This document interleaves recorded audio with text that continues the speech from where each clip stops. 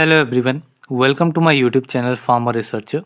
सो आज की ये वीडियो है रेलवे फार्मासिस्ट एग्ज़ाम प्रिपरेशन के रिगार्डिंग, जिसमें हम फार्मास्यूटिकल एनालिसिस सब्जेक्ट के इम्पॉर्टेंट एमसीक्यू क्वेश्चंस कवर करेंगे, जो कि आपके पूरे के पूरे सिलेबस से इंक्लूडेड रहेंगे। साथ ही इस पर्टिकुलर सीरीज़ की बात करूं तो इस पर्टिकुलर सीरीज़ में हम सब्जेक्ट वाइज एग्ज़ाम प्रिपरेशन करेंगे। ठीक है, जो भी सिलेबस में आपके सब्जेक्ट मेंशन है उन सभी सब्जेक्ट के ऊपर इंपॉर्टेंट एमसीक्यू क्वेश्चंस आपको प्रोवाइड किए जाएंगे, जो कि आपके प्रिपरेशन को जो है हेल्प करेंगे। ये पर्टिकुलर एग्ज़ाम जो है वो टोटल 246 वैकेंसीज़ के लिए कंडक्ट होने वाला है। एंड एग्ज़ाम डेट की बात करें तो कोई कंफर्म्ड अभी नोटिफिकेशन नहीं आई है, बट एक्सपेक्टेडली ये आपका मार्च में कंडक्ट हो सकता है या फिर उससे अगले महीने अप्रैल में जो है मोस्टली इसके चांसेस हैं कंडक्ट होने के लिए। सबसे पहले इसका सिलेबस के बारे में देख लेते हैं।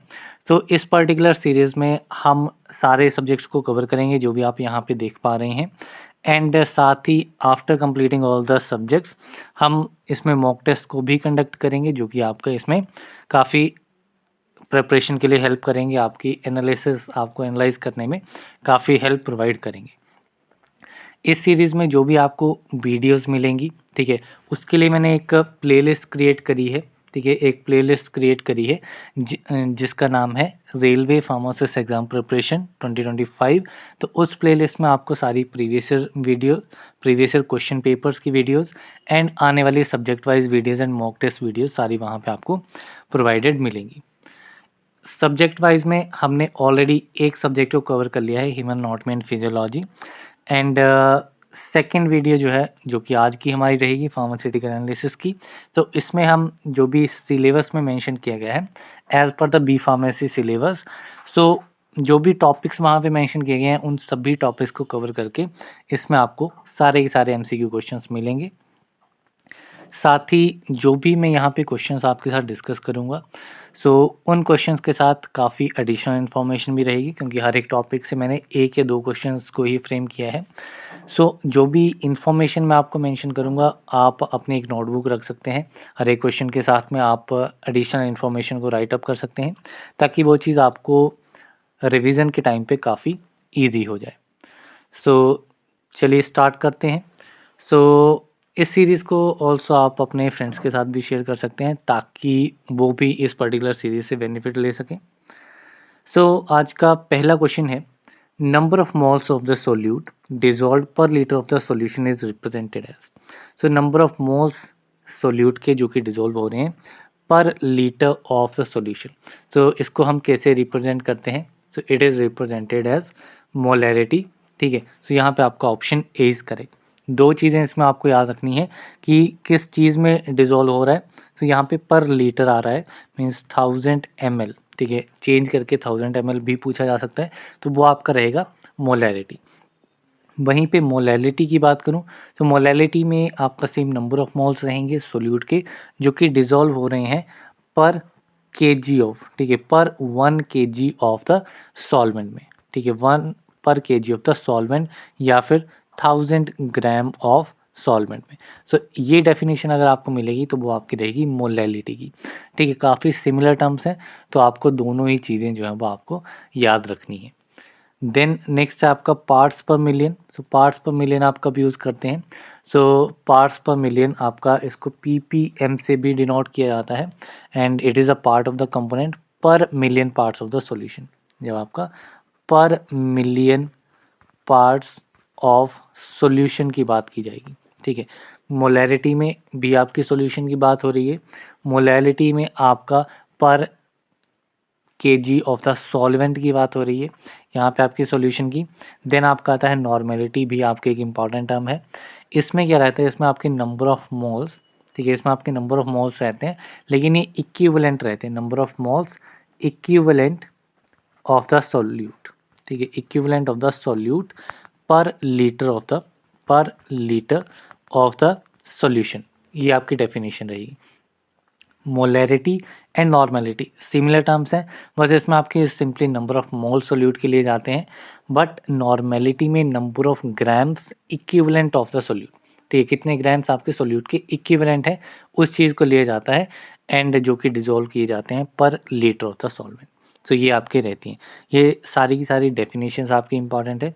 इसमें मोलैलिटी, मोलैलिटी, नॉर्मैलिटी ये आपकी काफ़ी इंपॉर्टेंट है।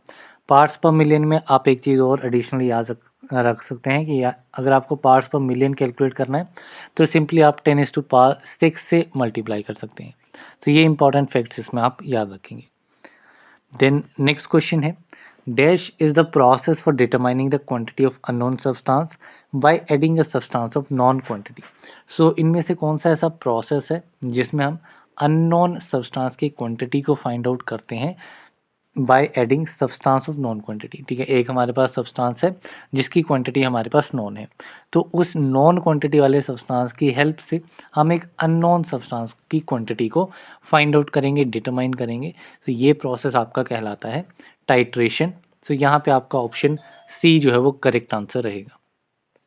यहीं पे मैं टाइट्रेट की बात करूँ तो टाइट्रेट क्या होता है? टाइट्रेट आपका वो सब्सटेंस होता है जिसको हमें एनालाइज करना है। ठीक है, जिसको हमें एनालाइज करना है, जिसकी क्वांटिटी हमें अननोन है।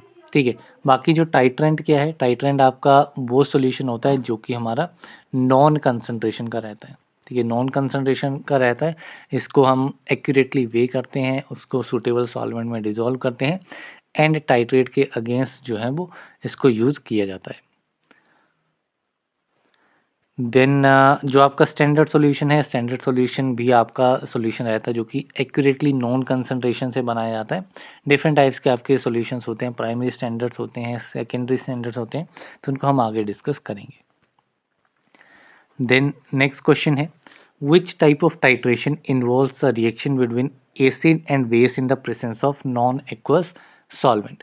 नॉन एक्वस सॉल्वेंट्स की प्रेजेंस में एसिड और बेस के बीच में जो रिएक्शंस है वो किस टाइप की टाइट्रेशन में इन्वॉल्व रहता है।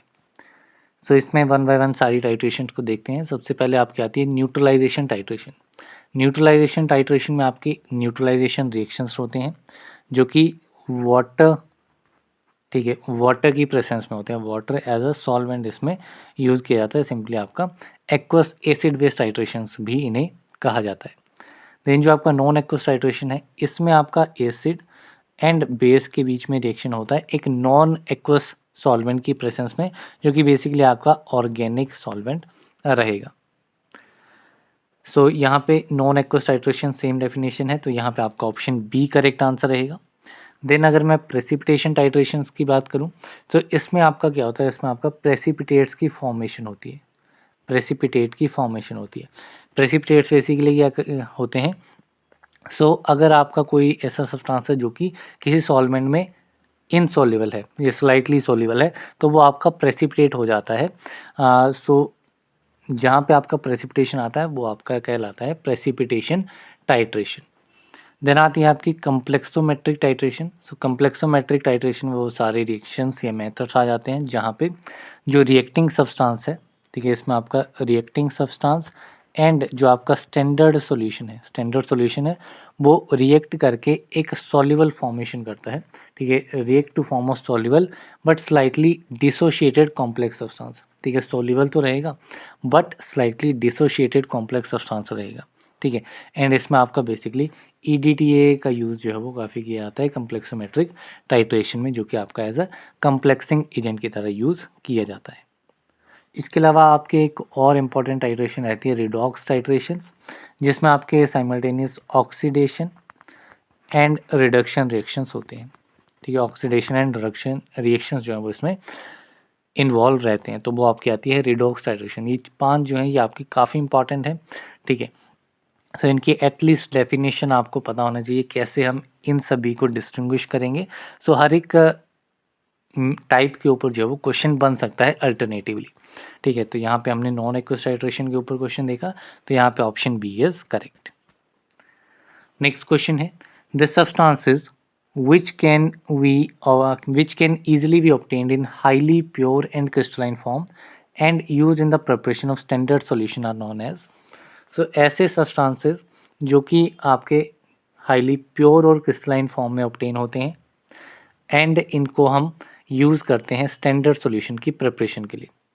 सो ये आपके सब्सटेंसेस कहलाते हैं प्राइमरी स्टैंडर्ड्स। ठीक है, these are the primary standards. So यहाँ पे आपका option A is correct. Primary standards के एग्जांपल्स कौन कौन से आ जाते हैं, तो इसमें आपका ऑक्जेलिक एसिड आ जाता है, ठीक है। एग्जांपल्स आपको याद रखने हैं क्योंकि एग्जांपल्स के ऊपर भी क्वेश्चन पूछा जा सकता है। इसके अलावा आपका सोडियम कार्बोनेट हो गया, सोडियम कार्बोनेट हो गया, तो ये आपके हैं प्राइमरी स्टैंडर्ड के एग्जांपल्स। यहीं पे अगर मैं बात करूँ सेकेंडरी स्टैंडर्ड्स के, कि प्राइमरी स्टैंडर्ड्स तो आ गए कि जो हमें प्योर और क्रिस्टलाइन फॉर्म में ऑब्टेन होते हैं, ठीक है। सेकेंडरी स्टैंडर्ड्स क्या हैं, सो ये आपके वो सब्सटेंसेस होते हैं जो कि आपके स्टैंडर्डाइजेशन के लिए यूज़ किए जाते हैं। किसके लिए? स्टैंडर्डाइजेशन के लिए यूज़ किए जाते हैं, जिनकी कंसंट्रेशन जो है वो हम डिटरमाइन करते हैं bye comparison with primary standard, ठीक है। सो इनकी हम कंसंट्रेशन कैसे डिटरमाइन करते हैं, हम सिंपली प्राइमरी स्टैंडर्ड्स के साथ कंपेयर करके इनकी कंसंट्रेशन को फाइंड आउट करते हैं। तो ये आपकी सेकेंडरी स्टैंडर्ड्स रहते हैं। इसमें आप एग्जांपल याद रखेंगे KMnO4 पोटेशियम परमैंगनेट। तो यहाँ पे आपका ए ऑप्शन करेक्ट रहेगा क्योंकि जो आपकी डेफिनेशन पूछी गई है that is regarding the primary standard. दोनों डेफिनेशन आपको याद रखनी है, दोनों में क्या डिफरेंसेस हैं, कौन कौन से एग्जांपल प्राइमरी स्टैंडर्ड में आते हैं, कौन कौन से आपके सेकेंडरी स्टैंडर्ड में आते हैं, तो ये आपका कुछ इंपॉर्टेंट चीज़ें इसमें रहेंगी। देन नेक्स्ट क्वेश्चन है amount of sodium hydroxide required for the preparation of NY10 NaOH solution. So NY10 NaOH solution के लिए कितना अमाउंट सोडियम हाइड्रोक्साइड का रिक्वायर्ड रहता है, तो ये आपका अमाउंट रहता है 4 ग्राम, ठीक है। 4 ग्राम अमाउंट जो है वो आपका NY10 सोडियम हाइड्रोक्साइड सॉल्यूशन के लिए रिक्वायर्ड रहता है। तो यहाँ पे आपका ऑप्शन बी इज़ करेक्ट। सो ऐसे ही कुछ आपके स्पेसिफिक सब्सटेंसेस हैं जिनकी क्वांटिटी आपको पता होनी चाहिए फॉर द प्रिपरेशन ऑफ, किसकी प्रिपरेशन के लिए, NY10 सॉल्यूशन के लिए, ठीक है। NY10 सॉल्यूशन अगर आपको प्रिपेयर करना है तो कुछ ऐसे सब्सटेंसेस हैं जैसे कि आपका सोडियम हाइड्रोक्साइड हो गया, सल्फ्यूरिक एसिड हो गया, oxalic acid, potassium permanganate, hydrochloric acid. तो इनकी कुछ आपको क्वांटिटीज़ जो है पता होनी चाहिए। तो उनको एक बार मैं डिस्कस कर लेता हूँ, इनको भी आप अपनी एक कॉपी में लिख लीजिएगा ताकि आपको ईजी हो जाए रिविज़न के लिए। सो सिंपली NaOH की हमें पता लगी, इट इज़ 4 ग्राम्स। अगर मैं सल्फ्यूरिक एसिड की बात करूं H2SO4 की, तो H2SO4 के लिए आपकी क्वांटिटी कितनी रहती है, H2SO4 आपका लिक्विड है तो इसमें आपका 2.74 ml रहता है। इट इज़ 2.74 ml जो है वो आपका पर लीटर में, ठीक है, 1 लीटर में जो है वो आपका रिक्वायर्ड रहेगा to make NY10 H2SO4 solution.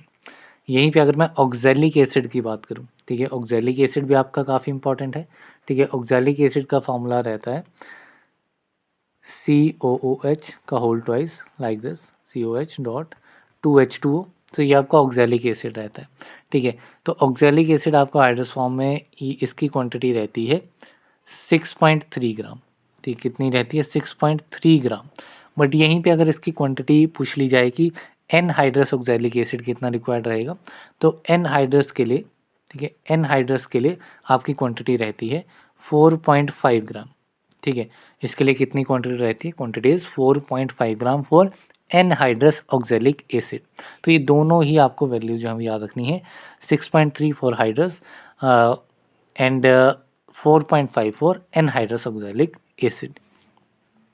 Then next आपका potassium permanganate that is KMnO4, ठीक है, KMnO4 है तो इसकी क्वांटिटी जो है वो आपकी रहती है 3.2 ग्राम, ठीक है। इसके लिए कंडीशन क्या है, एसिडिक मीडियम में, ठीक है। अगर आपका मीडियम सॉल्वेंट एसिडिक है तो ये इसकी क्वांटिटी आपकी रहेगी 3.2 ग्राम्स। वहीं पे अगर आपका अल्कलाइन मीडियम है तो 5.26 ग्राम्स हो जाएगी इन अल्कलाइन मीडियम, किसमें, अल्कलाइन मीडियम में।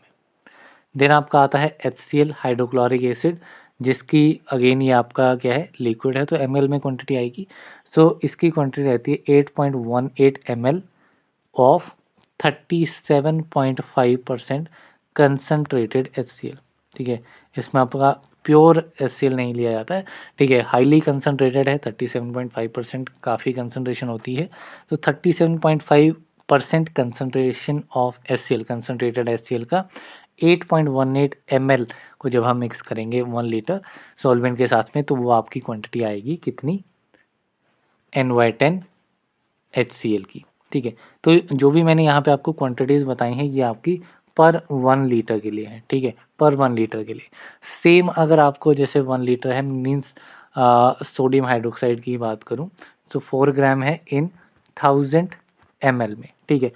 अब अगर क्वेश्चन में थोड़ा-सा चेंज पूछ लिया जाता है कि आपको 500 ml के लिए बताना है, तो सिंपली ये आपका हाफ है, तो इसको आप डिवाइड कर देंगे 2 के साथ, तो ये आपका 2 ग्राम्स आ जाएगा। तो इस तरीके से आपको मैनेज कर लेना है। यहीं पे अगर आपका 500 की जगह पे 100 ml पूछ लिया जाए, तो ये आपका 10th पार्ट है 1000 का, तो यहाँ पे आपका 4 ग्राम का भी 10th पार्ट हो जाएगा, 4/10 हो जाएगा, तो इट इज़ 0.4 ग्राम। तो इस तरीके से जो है वो आपको क्वांटिटीज़ को मेज़र करना है। अब चलते हैं हम नेक्स्ट क्वेश्चन की तरफ। सो नेक्स्ट क्वेश्चन है the difference between the true value and the measured value is, true value और मेजर्ड वैल्यू के बीच का जो डिफरेंस है वो क्या कहलाता है। सो ट्रू वैल्यू है, फॉर एग्जांपल आपकी ट्रू वैल्यू है 10, मेजर्ड वैल्यू आपकी आई है 9.8, ठीक है। तो इन दोनों का जो डिफरेंस है दैट इज़ 0.2, ठीक है। तो अब ये जो डिफरेंस आ रहा है ये डिफरेंस आपका रहता है एरर, इस डिफरेंस को कहते हैं एरर। तो यहाँ पे आपका ऑप्शन सी इज़ करेक्ट। वहीं पे अगर एक्यूरेसी प्रिसीजन की बात करूँ, सो एक्यूरेसी में क्या रहता है कि आपका जो मेजर्ड वैल्यू है वो ट्रू वैल्यू से कितना क्लोज है, ठीक है। फॉर एग्जांपल आपकी ट्रू वैल्यू है 10, आपकी वैल्यू आ रही है 9, तो इसकी एक्यूरेसी जो है वो हाई है क्योंकि ये 10 के काफ़ी क्लोज है, ठीक है। तो जो क्लोजनेस आपकी ट्रू वैल्यू के लिए आती है वो आपकी कहलाती है एक्यूरेसी। तो यहाँ पे सिंपली क्लोजनेस के रिगार्डिंग आ जाएगा। प्रिसीजन आता है regarding the repeatability. Precision is repeatability कि आपने मेजर्ड वैल्यू आ रही है तो आप कोई एक्सपेरिमेंट परफॉर्म कर रहे हैं या कोई भी टास्क परफॉर्म कर रहे हैं तो आपकी सेम वैल्यू जो है वो बार बार आ रही है, चाहे वो ट्रू वैल्यू के पास में हो या नहीं हो। फॉर एग्जांपल आपका ट्रू वैल्यू 10 है एंड आपकी जो मेजर वैल्यू है वो आ रही है 7.7, अगेन 7.6 आ गई, 7.5 आ गई, अगेन 7.7 आ गई। तो आपकी रिपीट हो रही है, आपकी जो मेजर्ड वैल्यू है वो रिपीट हो रही है, मीन्स आपके रिजल्ट्स जो हैं वो प्रिसाइज आ रहे हैं, ठीक है। Results are precise but not accurate, ठीक है। अगेन आपकी ये सेम वैल्यू अगर 9.8 के आसपास आ रही है, 9.9 आ रही है, 9.7 आ रही है, अगेन 9.8 आ रही है, तो रिजल्ट्स तो आपके प्रिसाइज आ रहे हैं, ठीक है। रिजल्ट्स में मेजर्ड वैल्यू में रिपीटेडनेस आ रही है बट ये आपका ट्रू वैल्यू के भी क्लोज है, तो means these results are true, means accurate as well as precise. तो ये जो हैं ये दोनों डिफरेंस आपको इंपॉर्टेंटली याद रखने हैं एक्यूरेसी एंड प्रिसीजन में। काफ़ी बार इनमें क्वेश्चन पूछा जाता है तो दीज आर वेरी इंपॉर्टेंट। सो अभी हम चलते हैं नेक्स्ट क्वेश्चन की तरफ। तो नेक्स्ट क्वेश्चन है which of the following is also known as bias error, ठीक है। इनमें से बायस एरर किसे कहा जाता है। तो बायस एरर जो है वो आपका अनदर टर्म यूज़ की जाती है एक्यूरेसी के लिए, तो यहाँ पे आपका ऑप्शन ए इज़ करेक्ट। काफ़ी सिंपल डायरेक्ट क्वेश्चन है, ठीक है। तो एक्यूरेसी हमने डिस्कस कर लिया, प्रिसीजन, एरर एंड मेथड, जो भी हम फॉर्मूला आप कह लें या कंडीशन के अकॉर्डिंगली जो भी हम मेथड फॉलो करते हैं रिजल्ट पाने के लिए, वो आपका मेथड कहलाता है। देन नेक्स्ट क्वेश्चन है which of the following type of error is known as indeterminate error. इनमें से कौन से टाइप का एरर जो है उसे इनडिटर्मिनेट एरर कहा जाता है। सो इंस्ट्रूमेंटल एरर है, रैंडम एरर है, एरर इन मेथडोलॉजी है, केमिकल एरर है। तो अगर मैं टाइप ऑफ एरर की बात करूं तो इसमें आप मेजरली दो टाइप मेन जो है वो देखते हैं। एक आपका रहता है determinate error, one is determinate error, दूसरा आपका रहता है इनडिटर्मिनेट एरर। दूसरा कौन सा है, दूसरा इज इनडिटर्मिनेट एरर, ठीक है। अब डिटर्मिनेट एरर में क्या रहता है, डिटर्मिनेट एरर में ये कंडीशन रहती है कि जो एरर प्रोड्यूस हो रहा है उसके बारे में हमें पता होता है कि ये किस वजह से एरर प्रोड्यूस हो रहा है। इनडिटर्मिनेट एरर में हमें रीज़न का पता नहीं चलता है, ठीक है। काफ़ी डिफ़िकल्ट होता है रीज़न का पता लगाना कि क्या इसमें एरर हो सकता है, ठीक है। सो डिटर्मिनेट एरर में आपके कुछ डिफरेंट टाइप्स आ जाते हैं, जैसे कि आपका इंस्ट्रूमेंटल एरर हो सकता है, एरर इन मेथडोलॉजी या तो मेथड ही गलत है तो उसमें एरर आ सकता है, केमिकल एरर हो सकता है, पर्सनल एरर हो सकता है, ठीक है। तो ये डिफरेंट टाइप्स के एरर इसमें हो सकते हैं। जबकि इनडिटर्मिनेट एरर्स जो हैं ये आपके एक्सीडेंटल होते हैं, ठीक है। इसमें हमें कॉज का पता नहीं लगता है, एक्सीडेंटली ये हो जाते हैं। या फिर इनको रैंडम एरर्स भी कहा जाता है। These are also known as random error और एक्सीडेंटल एरर। एंड इनको प्रिडिक्ट करना एंड एलिमिनेट करना जो है वो काफ़ी डिफ़िकल्ट होता है। सो ये डिफरेंस इसमें रहता है, ठीक है। बाकी जो आपके डिटर्मिनेट एरर्स है, इनमें टाइप के ऊपर जो है पूछा जा सकता है, ठीक है। आपको एक कंडीशन दे दी कि ये आपकी कंडीशन है, अब आप इसमें बताइए कि किस टाइप का ये एरर है। तो इंस्ट्रूमेंटल एरर आपका काफ़ी क्लियर होगा कि इंस्ट्रूमेंट की रीडिंग की वजह से, फॉर एग्जांपल आपने एक वेइंग मशीन ली, ठीक है, उसका स्टार्टिंग पॉइंट ही जो है वो 700 ग्राम्स जो है वो प्लस बताता है, ठीक है। सो आपने किसी चीज़ का वे किया, तो उसमें ऑटोमेटिकली 700 ग्राम्स हैं, तो वो आपका इंस्ट्रूमेंटल एरर हो गया कि आपके इंस्ट्रूमेंट में जो है वो प्रॉब्लम है। तो इसमें आप क्या करेंगे, इसमें इसको ठीक करने के लिए आप कैलिब्रेशन करेंगे इंस्ट्रूमेंट की, तो उससे इसको क्योर किया जा सकता है। जो केमिकल एरर है, केमिकल एरर में क्या हो सकता है कि केमिकल आपका थोड़ा डिग्रेडेड है या केमिकल की क्वांटिटी जो है वो सही नहीं है, तो उसमें आपका ये केमिकल एरर हो सकता है। पर्सनल एरर एक आपका रहता है जो कि आपका पर्सनल कंडीशन की वजह से, जो आपका एनालिस्ट है, ठीक है, जो कि एक्सपेरिमेंट परफॉर्म कर रहा है, उसकी तरफ से कोई एरर आ रहा है, तो वो आपका पर्सनल एरर हो सकता है। मेथोडोलॉजी है कि मेथोडोलॉजी में फॉर एग्जांपल आपको 4.5 ग्राम वे करना है, बट मेथोडोलॉजी में आपको 5.5 दे दिया है, तो वो मेथोडोलॉजी में एरर आ गया है, तो वो चीज़ें इसमें कुछ आ सकती हैं। So these are the different types of error.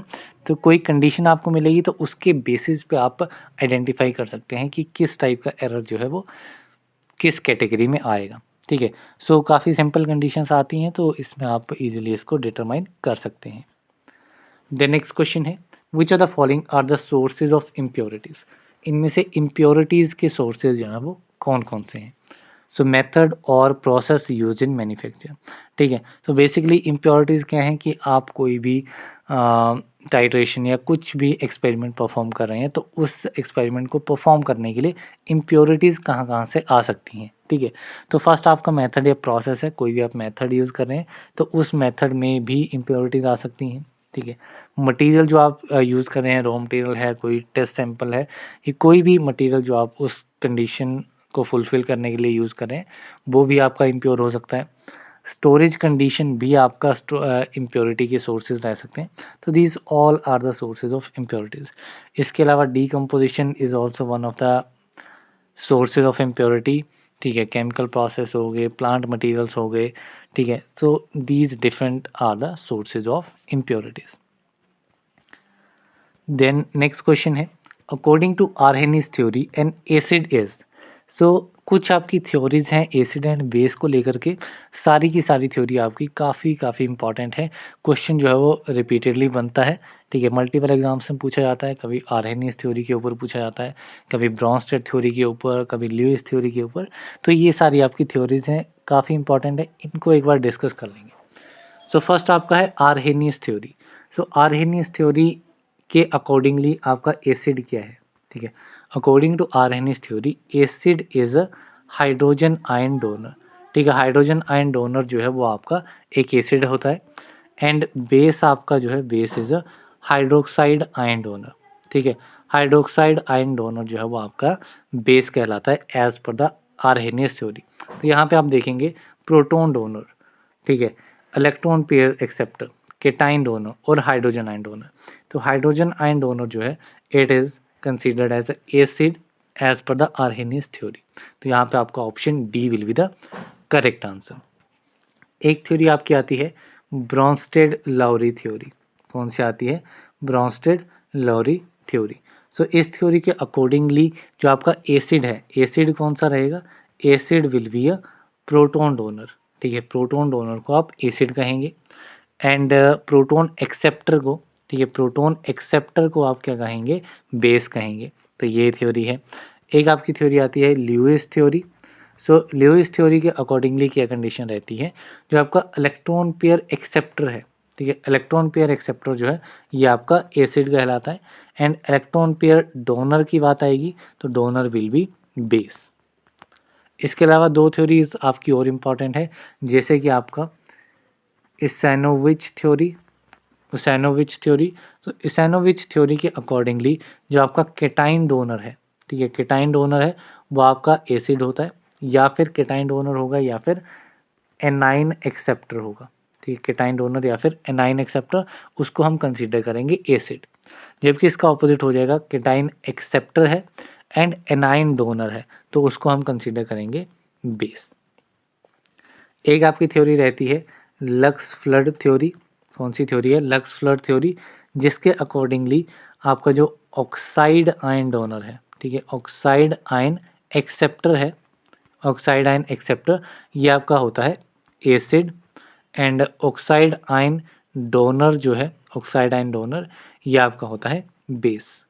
तो इसमें आपको डिफरेंट ये जो थ्योरीज हैं इनकी आपको पता होनी चाहिए कि एसिड आप किसको कहेंगे या बेस आप किसको कहेंगे।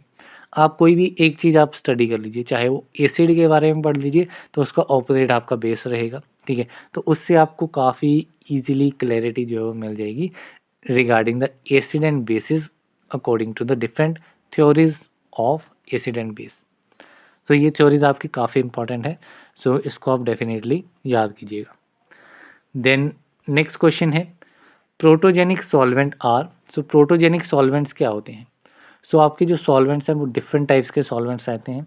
आपके प्रोटोजेनिक सॉल्वेंट्स होते हैं, आपके प्रोटोफिलिक सॉल्वेंट्स रहते हैं, आपके एप्रोटिक सॉल्वेंट्स रहते हैं, आपके एम्फीप्रोटिक सॉल्वेंट्स रहते हैं। तो डिफरेंट टाइप्स के सॉल्वेंट रहते हैं based on different nature. So यहाँ पे सिंपली प्रोटोजेनिक की बात की गई है। तो प्रोटोजेनिक क्या होते हैं? प्रोटोजेनिक आपके इनमें एसिडिक प्रॉपर्टीज रहती हैं, these are acidic in nature. So यहाँ पे आपका ऑप्शन ए इज़ करेक्ट। वहीं पे जो आपके प्रोटोफिलिक रहते हैं, ठीक है, कौन से रहते हैं? प्रोटोफिलिक जो सॉल्वेंट्स रहते हैं these are basic in nature. Protophilic आपके बेसिक इन नेचर रहते हैं। एप्रोटिक सॉल्वेंट जो है, एप्रोटिक सॉल्वेंट की बात करूँ तो एप्रोटिक सॉल्वेंट जो है इनमें एसिडिक एंड बेसिक दोनों ही प्रॉपर्टीज नहीं होती हैं। तो हम कह सकते हैं these are the neutral solvent, so they neither have acidic nor basic. And ये क्वेश्चन आपका 2016 रेलवे फार्मासिस्ट में ही पूछा गया था, तो ये आपका काफ़ी इंपॉर्टेंट है सॉल्वेंट के ऊपर। साथ ही जो आपका एम्फीप्रोटिक है, एक कैटेगरी जो आपकी एम्फीप्रोटिक सॉल्वेंट की आती है। एम्फीप्रोटिक सॉल्वेंट्स वो होते हैं जिसमें प्रोटोजेनिक एंड प्रोटोफिलिक, ठीक है, प्रोटोजेनिक एंड प्रोटोफिलिक दोनों ही प्रॉपर्टीज़ होती है, मीन्स एसिडिक एंड बेसिक दोनों ही प्रॉपर्टीज़ इसमें रहती हैं। तो ये डिफरेंट टाइप्स हैं, इनका नेचर आपको पता होना चाहिए एंड एग्जाम्पल्स आपको पता होने चाहिए, जो कि हम नेक्स्ट क्वेश्चन में डिस्कस करते हैं। सो नेक्स्ट क्वेश्चन है dimethyl formamide is a type of. So dimethyl formamide जो है वो किस टाइप का सॉल्वेंट है? ठीक है, चारों सॉल्वेंट हमने देख लिए, प्रोटोजेनिक देख लिया, प्रोटोफिलिक, एप्रोटिक, एम्फीप्रोटिक।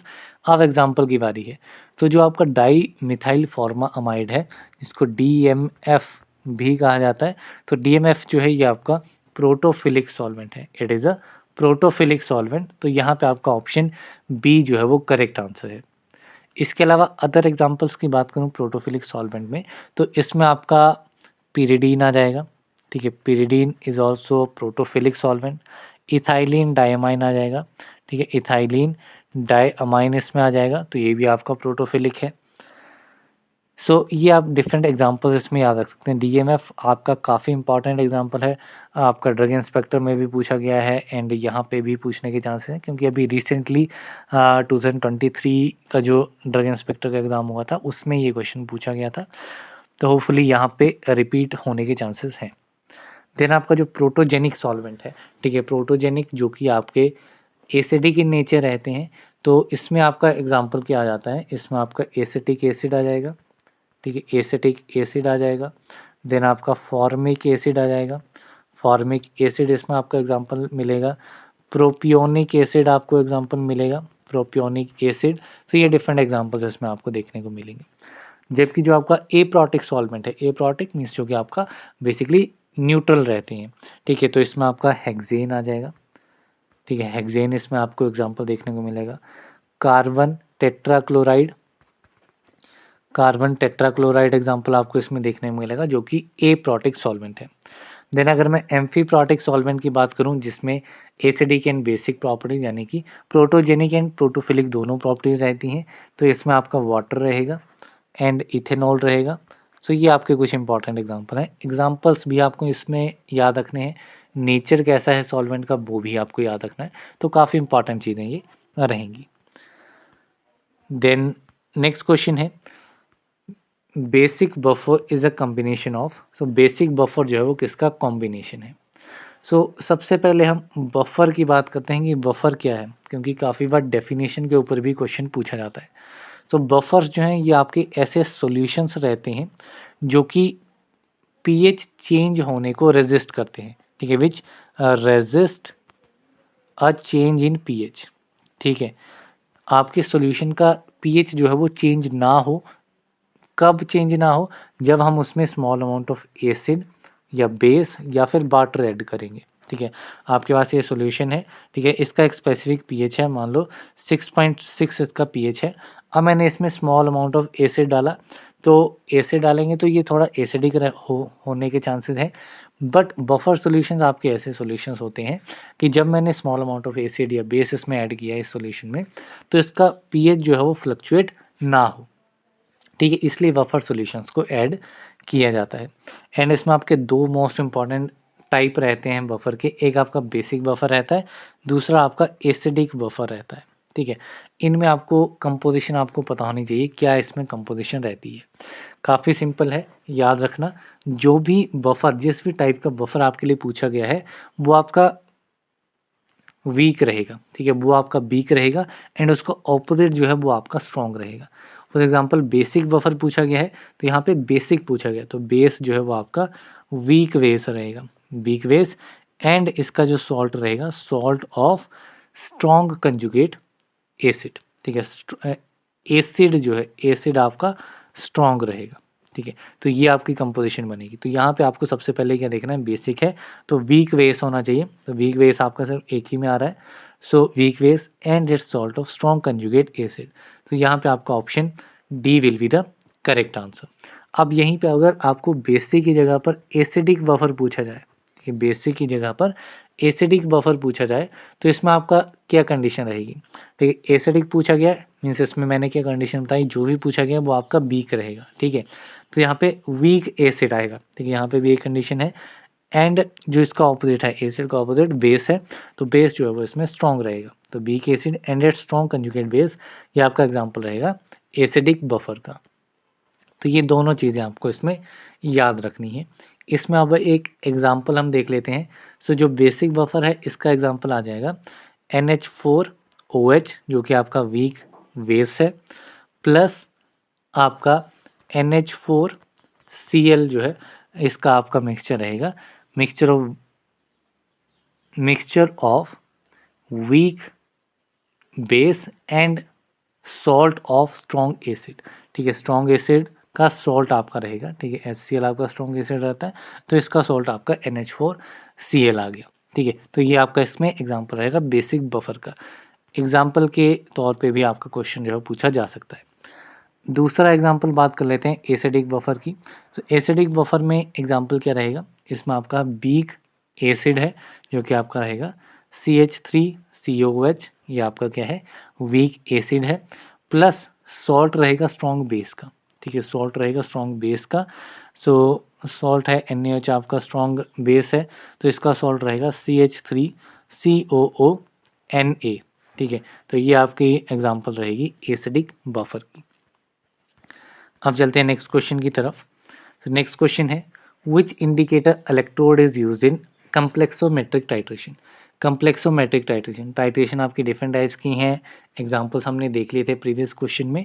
तो कम्प्लेक्सोमेट्रिक टाइट्रेशन में कौन सा इंडिकेटर इलेक्ट्रोड जो है वो यूज़ किया जाता है, ठीक है। सो फर्स्ट आपका ग्लास इलेक्ट्रोड। सो ग्लास इलेक्ट्रोड जो है ये आपका एसिड बेस न्यूट्रलाइजेशन टाइट्रेशन में यूज़ किया जाता है। देन आपका जो मरकरी इलेक्ट्रोड है ये आपका जो है ये आपका कम्प्लेक्सोमेट्रिक टाइट्रेशंस में यूज़ किया जाता है। सिल्वर इलेक्ट्रोड जो है, सिल्वर इलेक्ट्रोड ये आपका प्रेसिपिटेशन, ठीक है, ये आपका प्रेसिपिटेशन टाइट्रेशन में यूज़ किया जाता है। एंड प्लेटिनम इलेक्ट्रोड जो है ये आपका किस में यूज़ किया जाता है, it is use in redox titration.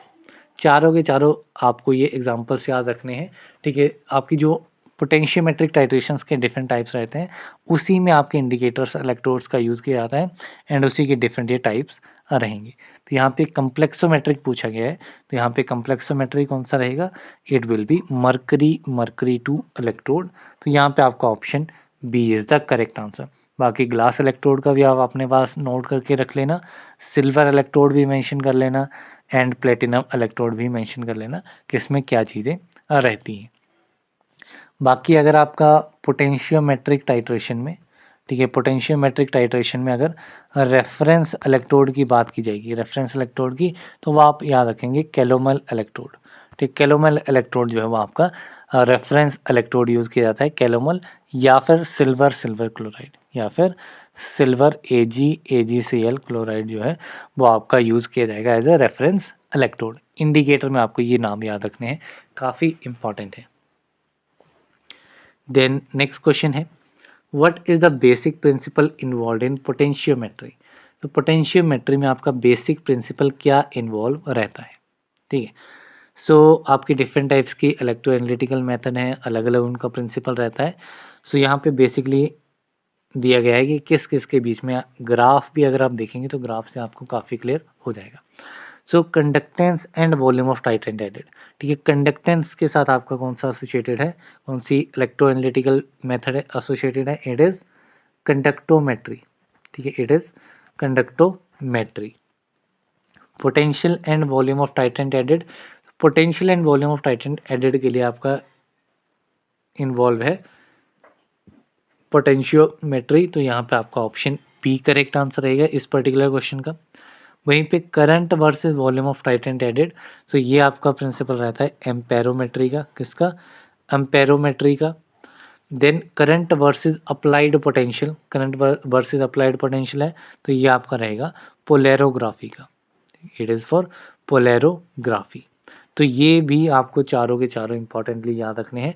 Important analytical method है, सिलेबस में मेंशन है, बेसिक प्रिंसिपल पूछा जा सकता है, अल्टरनेटिवली मीन्स किसी अदर फॉर्म में भी पूछा जा सकता है। तो आप एक बेसिक कॉन्सेप्ट याद रख लेना कि किस किस के बीच में ग्राफ है। ठीक है, या तो आपको डायरेक्ट ग्राफ दे दिया जाएगा कि अगर conductance and volume of titrant added के बीच में ग्राफ है तो ये किस एनालिटिकल मेथड में आपको देखने को मिलता है, तो वो आपका कंडक्टेंस होगा। वैसे ही आपके सिमिलर अदर ऑप्शंस को आप चेक कर लेना। इस क्वेश्चन में बेसिक प्रिंसिपल पोटेंशियोमेट्री का पूछा गया था, तो that is the potential versus volume of titrant added.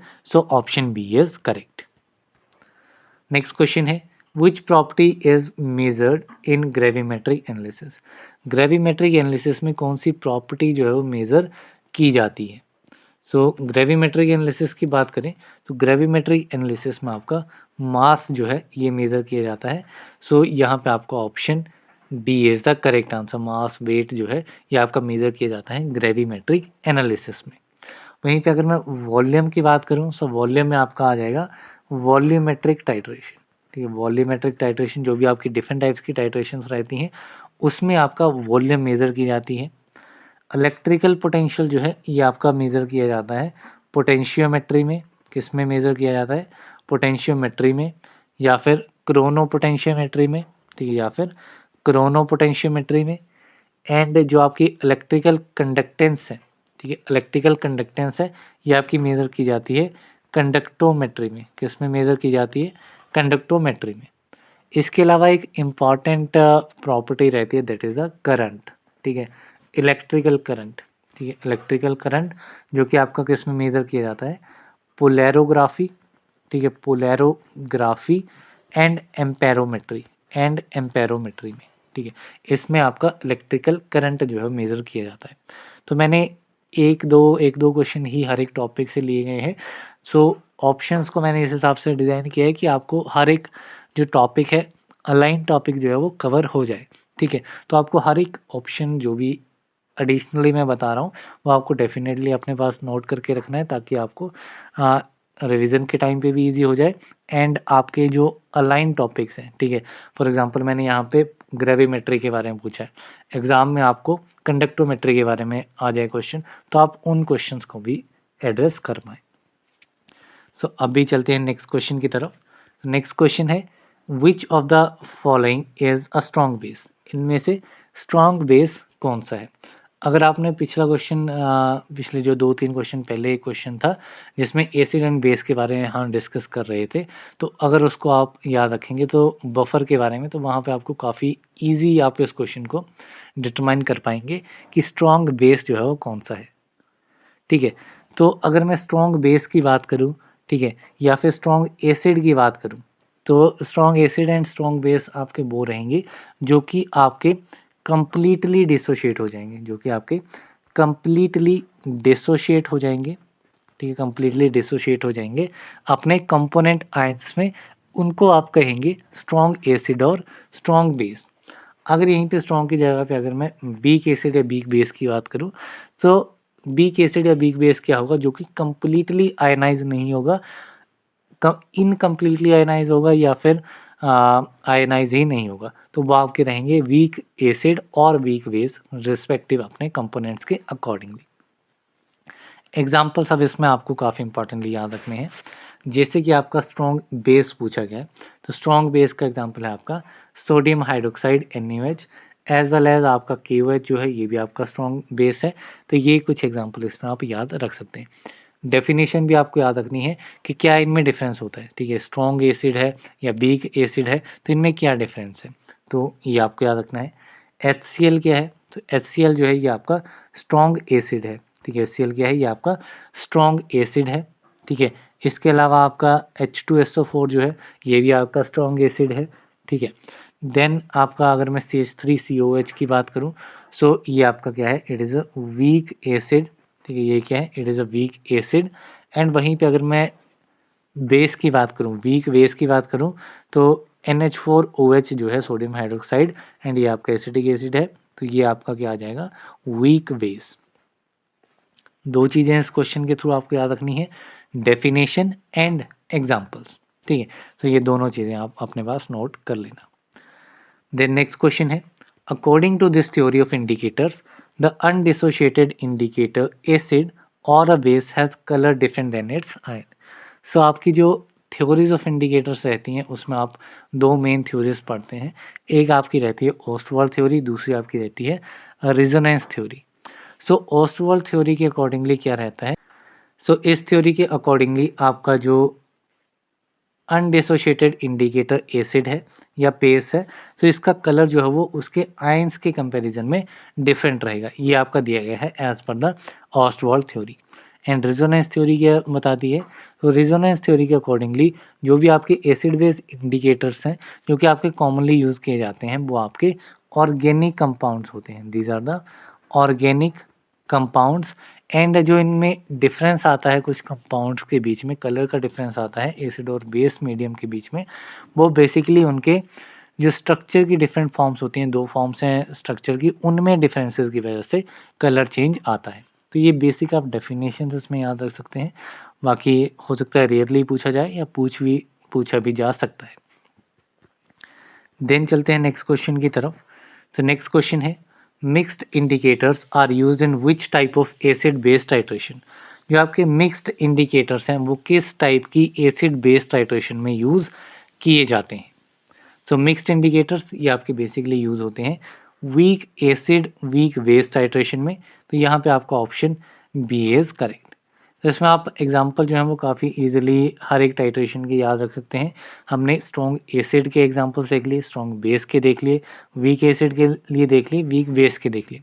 तो आप इसमें इजीली आइडेंटिफाई कर पाएंगे कौन सा आपका टाइप है, ठीक है? अगर आपको रिएक्शन दे दिया कि ये दोनों है, तो इसमें किस टाइप की ये टाइट्रेशन है, ठीक है? स्ट्रॉन्ग एसिड स्ट्रॉन्ग बेस है, वीक एसिड वीक बेस है, या स्ट्रॉन्ग एसिड वीक बेस है, तो इस टाइप से आप इसका आइडिया लगा पाएंगे। अब यहाँ पे क्वेश्चन है इंडिकेटर्स के बारे में, ठीक है? तो मिक्स्ड इंडिकेटर्स आपके वीक एसिड वीक बेस में यूज़ किए जाते हैं। अदर जो एसिड बेस टाइट्रेशंस हैं, ठीक है, एसिड बेस टाइट्रेशन है, इनमें अलग अलग इंडिकेटर्स का यूज़ किया जाता है। 4 आपकी मेन टाइट्रेशन रहती हैं। फर्स्ट की बात करूँ स्ट्रॉन्ग एसिड स्ट्रॉन्ग बेस की, तो इसमें आपका इंडिकेटर यूज़ किया जाता है मिथाइल ऑरेंज। कौन सा यूज़ किया जाता है? मिथाइल ऑरेंज यूज़ होता है। मिथाइल रेड यूज़ किया जाता है। फिनोप्थलीन यूज़ किया जाता है। फिनोप्थलीन ये आपका इस पर्टिकुलर टाइट्रेशन में यूज़ किया जाता है। Then bromothymol blue, bromothymol blue इसमें यूज़ किया जाता है। फिनोल रेड इसमें यूज़ किया जाता है, फिनोल रेड इसमें यूज़ किया जाता है। ठीक है, ये आपके एग्जांपल हैं strong acid, strong base titration में यूज़ होने वाले इंडिकेटर्स के। वीक एसिड स्ट्रॉन्ग बेस की बात करूं तो इसमें आपका एक तो फिनोप्थलीन आ जाएगा, फिनोप्थलीन, ठीक है। देन आपका थाइमोल थैलिन, थाइमोल थैलेन, ये आपका यूज़ किया जाता है। देन आपका थाइमोल ब्लू आपका यूज़ होता है। तो ये आपके एग्जांपल आप इस पर्टिकुलर टाइट्रेशन में याद रखेंगे। देन आपका स्ट्रॉन्ग एसिड बीक बेस की बात करूं तो इसमें आपका मिथाइल ऑरेंज यूज़ होता है, ठीक है, मिथाइल ऑरेंज यूज़ होता है। मिथाइल रेड यूज़ किया जाता है। ब्रोमोफिनॉल यूज़ होता है, ब्रोमोफिनॉल। ब्रोमोक्रिसोल भी इसमें यूज़ किया जाता है, ब्रोमोक्रिसोल ग्रीन, ठीक है, ब्रोमोक्रिसोल ग्रीन। तो ये कुछ एग्जांपल आपके इस पर्टिकुलर कैटेगरी में फॉल करेंगे। ये सारे आपके इंडिकेटर्स के एग्जांपल हैं। सो अगर किसी अदर इंडिकेटर्स के बारे में पूछ लिया जाए तो आप यहाँ से जो है वो क्वेश्चन बना सकते हैं। अभी चलते हैं नेक्स्ट क्वेश्चन की तरफ। नेक्स्ट क्वेश्चन है which of the following indicator has pH range 8.3 to 10.0। So कौन सा ऐसा इंडिकेटर है जिसकी पीएच रेंज जो है वो 8.3 से लेकर के 10 तक है। तो ये इंडिकेटर आपका होता है फिनोप्थलीन। सो यहाँ पे आपका option C is correct. And जो फिनोप्थलीन है इसका जो कलर एसिडिक सॉल्यूशन में है, ठीक है, एसिडिक सॉल्यूशन में ये आपका कलरलेस रहता है, जबकि अल्कलाइन सॉल्यूशन में, अल्कलाइन यानी कि बेसिक सॉल्यूशन में इसका कलर जो है वो आपका हो जाता है पिंक। तो ये पर्टिकुलर चीज़ भी आप याद रखेंगे, कलर के बारे में, किस सॉल्यूशन में कैसा कलर होता है एंड किस एसिडिक में कैसा कलर होता है, बेसिक यानी कि अल्कलाइन में कैसा कलर होता है। इसके अलावा मिथाइल रेड की अगर मैं बात करूं तो मिथाइल रेड का जो पीएच रेंज रहती है वो आपकी रहती है 4.2 से लेकर के 6.3 के बीच में, ठीक है। एंड ये आपका एसिडिक कंडीशन में इसका जो कलर रहता है वो आपका रहता है रेड, एंड बेसिक कंडीशन में इसका कलर रहता है येलो, बेसिक कंडीशन में इसका कलर रहता है येलो। तो ये चीज़ें आप याद रखेंगे। देन ब्रोमोक्रिसोल ग्रीन की बात करूं तो ब्रोमोक्रिसोल ग्रीन का पीएच रेंज रहती है 3.6 से लेकर के 5.2 तक, एंड इसका कलर एसिडिक सॉल्यूशन में इसका कलर रहता है येलो, एसिडिक में येलो, एंड बेसिक कंडीशन में इसका कलर रहेगा ब्लू, ठीक है, ब्रोमोक्रिसोल ग्रीन के लिए। देन थाइमोल्थैलेन की बात करूं तो थाइमोल्थैलेन का पीएच रेंज आपकी 9.3 से लेकर के 10.5 रहेगी, एंड एसिडिक में ये आपका कलरलेस रहेगा, it is colourless, and basic condition में ये आपका पिंक रहेगा as same as a phenolphthalein, ठीक है। तो ये आपकी कंडीशन है। इस पर्टिकुलर जो आपके डिफरेंट, इसके अलावा कुछ अदर इंडिकेटर्स हैं उनको मैं एक टेबल की फॉर्म में आपको ऐड कर दूंगा इस पीडीएफ में, ताकि आप वहाँ पे क्रॉस चेक कर लेना सारी चीज़ें, ठीक है। सो वो आपके लिए हेल्पफुल रहेंगी। अभी जो आपको करंटली इनिशियल कुछ मिनट्स में वीडियो अपलोड होने के बाद आपको जो पीडीएफ मिलेगी उसमें आपको ये टेबल्स, एडिशनल टेबल्स नहीं मिलेंगे, बट जैसे ही मैं उनको क्रिएट करके आपको दे दूंगा तो वो आप जो है वो अपडेटेड पीडीएफ में आपको वीडियो में डाल दूंगा। सो अभी हम चलते हैं नेक्स्ट क्वेश्चन की तरफ। तो नेक्स्ट क्वेश्चन है which of the following is non aqueous solvent. इनमें से नॉन एक्वस सॉल्वेंट कौन सा है, ठीक है। एक्वस में आपका वाटर आ जाएगा, ठीक है। सो नॉन एक्वस में क्या रहेगा आपका glacial acetic acid, acetonitrile and alcohols, ठीक है। ग्लेशियल एसिटिक एसिड का फॉर्मूला आप याद रख लेंगे CH3COH, एसिटोनाइट्राइल आपका रहता है CH3CN, एंड अल्कोहल में आपके डिफरेंट आ जाते हैं मिथेनॉल, इथेनॉल, प्रोपेनॉल। सो ये सारे आ जाएंगे, जैसे कि मिथेनॉल आपका CH3OH आ गया, ठीक है। C2H5OH जो है ये आपका आ गया इथेनॉल में। तो ऐसे आपके डिफरेंट अल्कोहल्स जो हैं वो आपके नॉन एक्वस सॉल्वेंट्स में आएंगे। तो यहाँ पे आपका करेक्ट आंसर रहेगा option number D, all of the above. Then चलते हैं नेक्स्ट क्वेश्चन की तरफ। तो नेक्स्ट क्वेश्चन है it involves the quantitative determination of weak bases by non aqueous titration. तो इनमें से कौन सा ऐसा मेथड है जिसमें आप क्वांटिटेटिव डिटर्मिनेशन करते हैं, मीन्स क्वांटिटी फाइंड आउट करते हैं वीक बेसिस की bye non aqueous titration. Non aqueous titration की हेल्प से आप वीक बेसिस की जो है वो डिटर्मिनेशन करते हैं। सो ये आपका मेथड रहता है एसिडीमेट्री। कौन सा मेथड रहता है, एसिडीमेट्री, ठीक है। तो यहाँ पे एसिडीमेट्री है, ठीक है, एसिड ऑपोजिट आपको इसमें याद रखना है, ठीक है। अगर एसिडिमेट्री आएगा तो आप उसमें बेसिस को आइडेंटिफाई करेंगे। अल्कलीमेट्री, अल्कली मीन्स बेस है, ठीक है। अल्कलीमेट्री में आप वीक एसिड्स को मेज़र करेंगे, ठीक है। अल्कलीमेट्री में आप क्या चीज़ मेज़र करेंगे, एसिड्स को, वीक एसिड्स की क्वांटिटेटिव डिटर्मिनेशन करेंगे बाय नॉन एक्वस टाइट्रेशन। तो ये दोनों मेथड आपके इंपॉर्टेंट है। आप सिंपली किस चीज़ की डिटर्मिनेशन कर रहे हैं वो आपको पता होने चाहिए, ठीक है। कौन कौन से सैंपल्स के आप डिटर्मिनेशन कर सकते हैं वो आपको पता होना चाहिए। तो उनको बारी बारी हम एक एक चीज़ को डिटरमाइन करते हैं। सबसे पहले एसिडिमेट्री के ऊपर ये क्वेश्चन पूछा गया है, तो यहीं पे इसी को थोड़ा सा डिटरमाइन करते हैं। तो इसमें आप कुछ बेसिक ड्रग्स की डिटर्मिनेशन करेंगे। बेसिक ड्रग्स की जैसे कि एफेड्रिन हो गया, ठीक है, जैसे कि आपका एफेड्रिन हो गया, ठीक है, एड्रेनालिन हो गया, एड्रेनालिन हो गया, या फिर आपका कैफ़ीन हो गया, कैफ़ीन हो गया, एसाइक्लोविर हो गया, ठीक है, एसाइक्लोविर हो गया। तो ये आपके कुछ एग्जांपल्स हैं एसिडिमेट्री के लिए, ठीक है। इसके अलावा इसमें कौन-सा सॉल्वेंट यूज़ किया जाता है एसिडिमेट्री में, तो इसमें आपके प्रोटोजेनिक सॉल्वेंट्स का यूज़ किया जाता है, ठीक है। किसमें? प्रोटोजेनिक सॉल्वेंट्स का यूज़ किया जाता है, जैसे कि आपका ग्लेशियल एसिटिक एसिड हो गया, ठीक है, ग्लेशियल एसिटिक एसिड हो गया, ठीक है।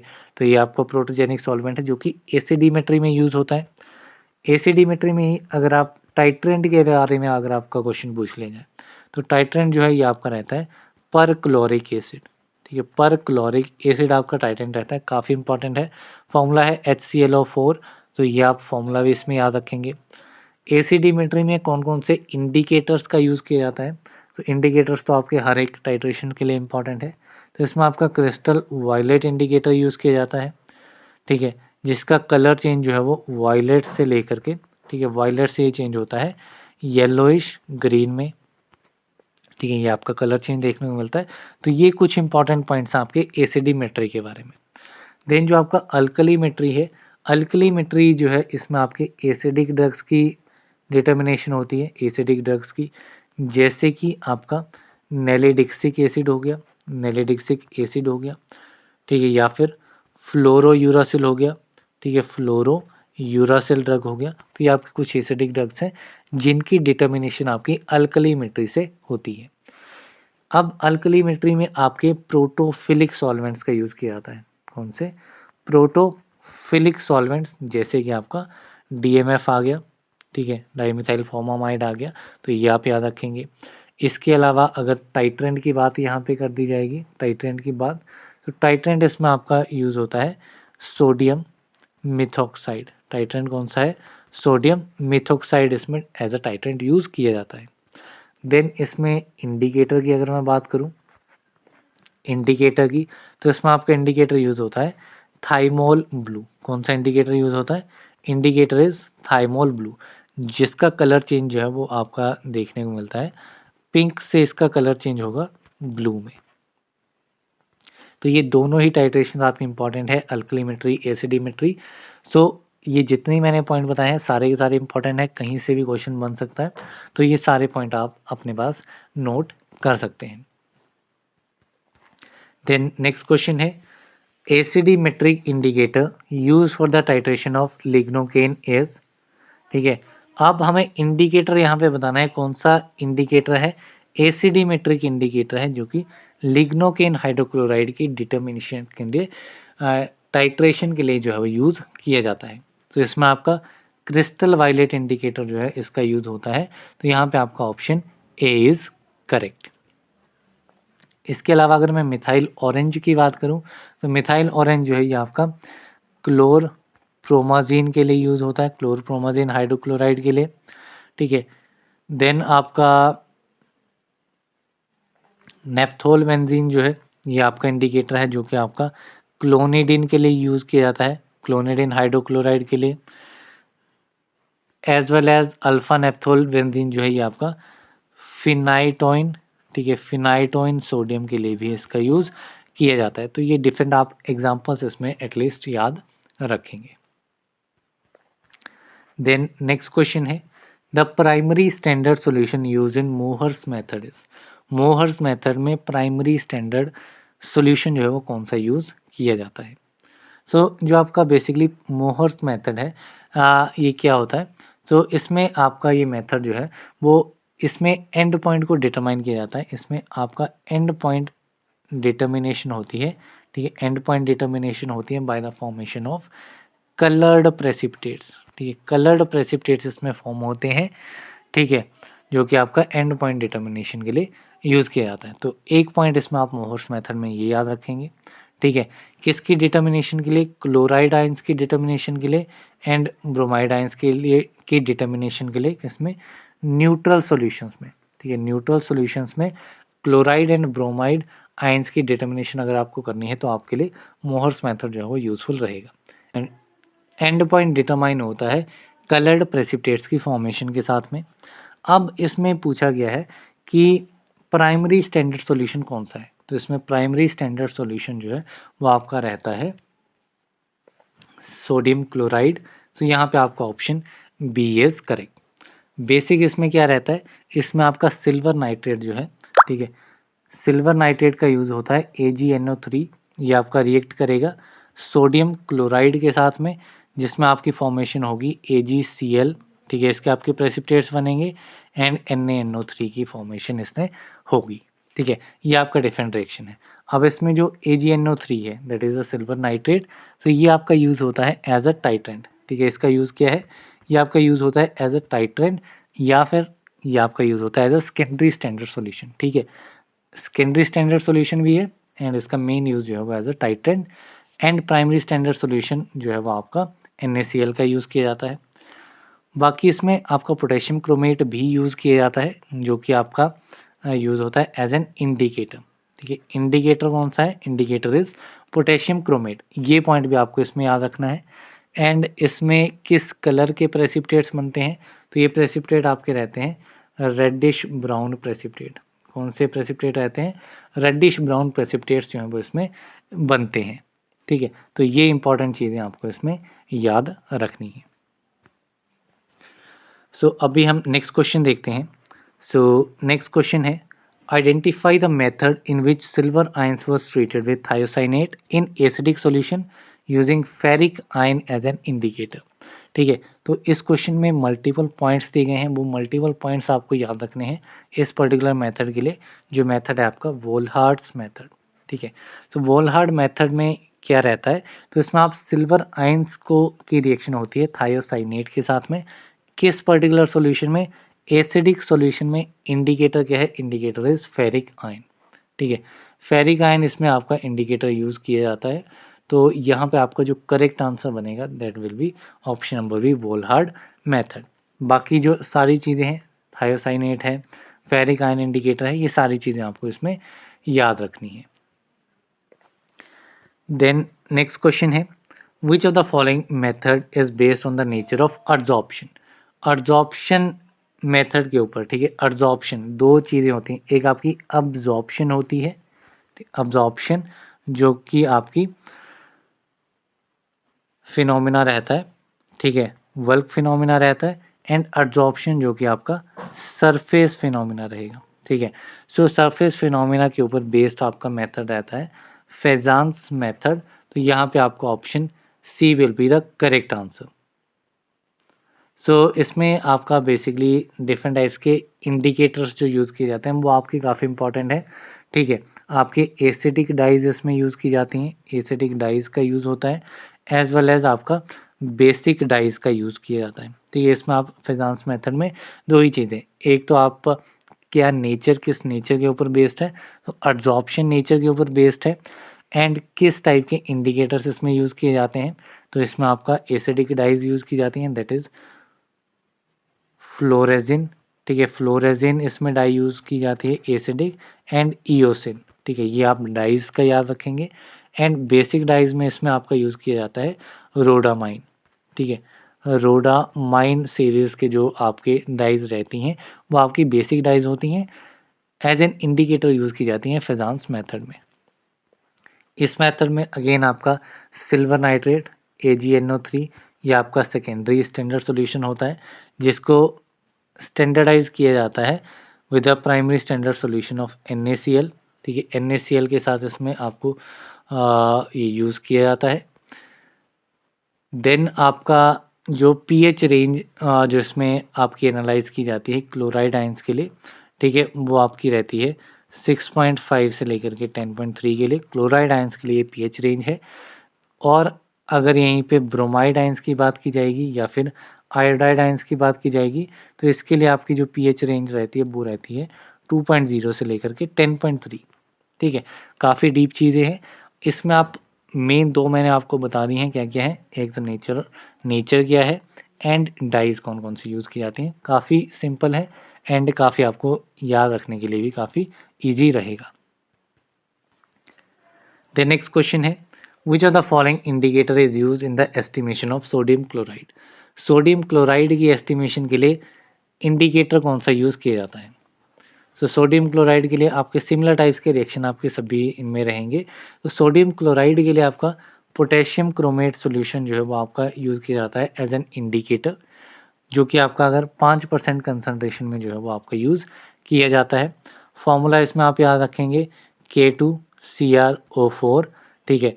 5% पोटेशियम क्रोमेट इंडिकेटर यूज़ होता है सोडियम क्लोराइड की एस्टिमेशन के लिए।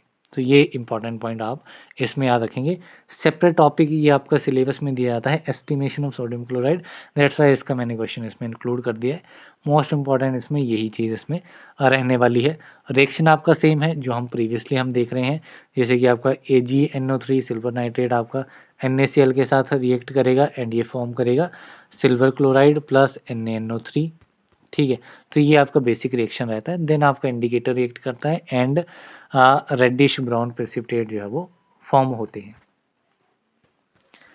देन नेक्स्ट क्वेश्चन है EDTA इज, EDTA क्या है। EDTA की फुल फॉर्म होती है इथाइलिन डायमाइन टेट्राएसिटिक एसिड। क्या है?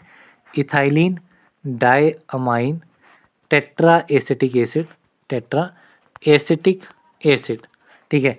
तो ये आपका बेसिकली लिगेंड है, एक तरीके से कम्प्लेक्सिंग एजेंट की तरह यूज़ किया जाता है कम्प्लेक्सोमेट्रिक टाइट्रेशन में, ठीक है।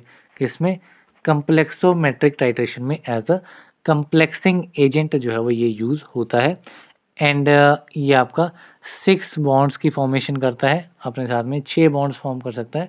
दैट्स वाई ये आपका होता है hexadentate ligand. It is a hexadentate ligand. तो यहाँ पे आपका option C will be the correct answer. यहीं पे अगर इसका मैं स्ट्रक्चर सिंपल स्ट्रक्चर ड्रॉ कर दूँ तो यहाँ पे आपके 2 अल्काइल ग्रुप CH2 रहेगा। दोनों ही ग्रुप जो है वो आपके नाइट्रोजन्स के साथ अटैच हैं। हर एक नाइट्रोजन जो है वो आपके 2 ग्रुप के साथ अटैच है, दैट इज़ CH2COOH, ठीक है। यहाँ पे भी CH2COOH आ जाएगा। यहाँ पे भी अगेन आपका ये नाइट्रोजन भी CH2COOH के साथ बॉन्ड रहेगा, CH2COOH के साथ बॉन्डेड रहेगा। ये आपका बेसिक स्ट्रक्चर रहता है EDTA का। 4 कार्बोक्सिलिक ग्रुप अटैच हैं, 2 अमाइन ग्रुप अटैच हैं जो कि एक्ट करते हैं as a donor of electron pair. The next question है eriochrome black T is. Eriochrome black T क्या है? तो इरियोक्रोम ब्लैक टी जो है ये आपका एक मेटेलोक्रोम इंडिकेटर रहता है। तो यहाँ पे आपका option B is correct and ये क्वेश्चन आपका यूपीएससी में ही पूछा गया था।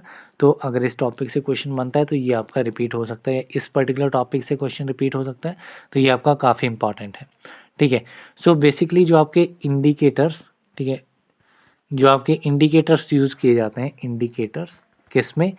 कम्प्लेक्सोमेट्रिक टाइट्रेशन में, ठीक है। कम्प्लेक्सोमेट्रिक टाइट्रेशन में जो आपके इंडिकेटर यूज़ किए जाते हैं उनको मेटेलोक्रोमिक इंडिकेटर कहा जाता है या फिर पीएम इंडिकेटर्स इनको कहा जाता है।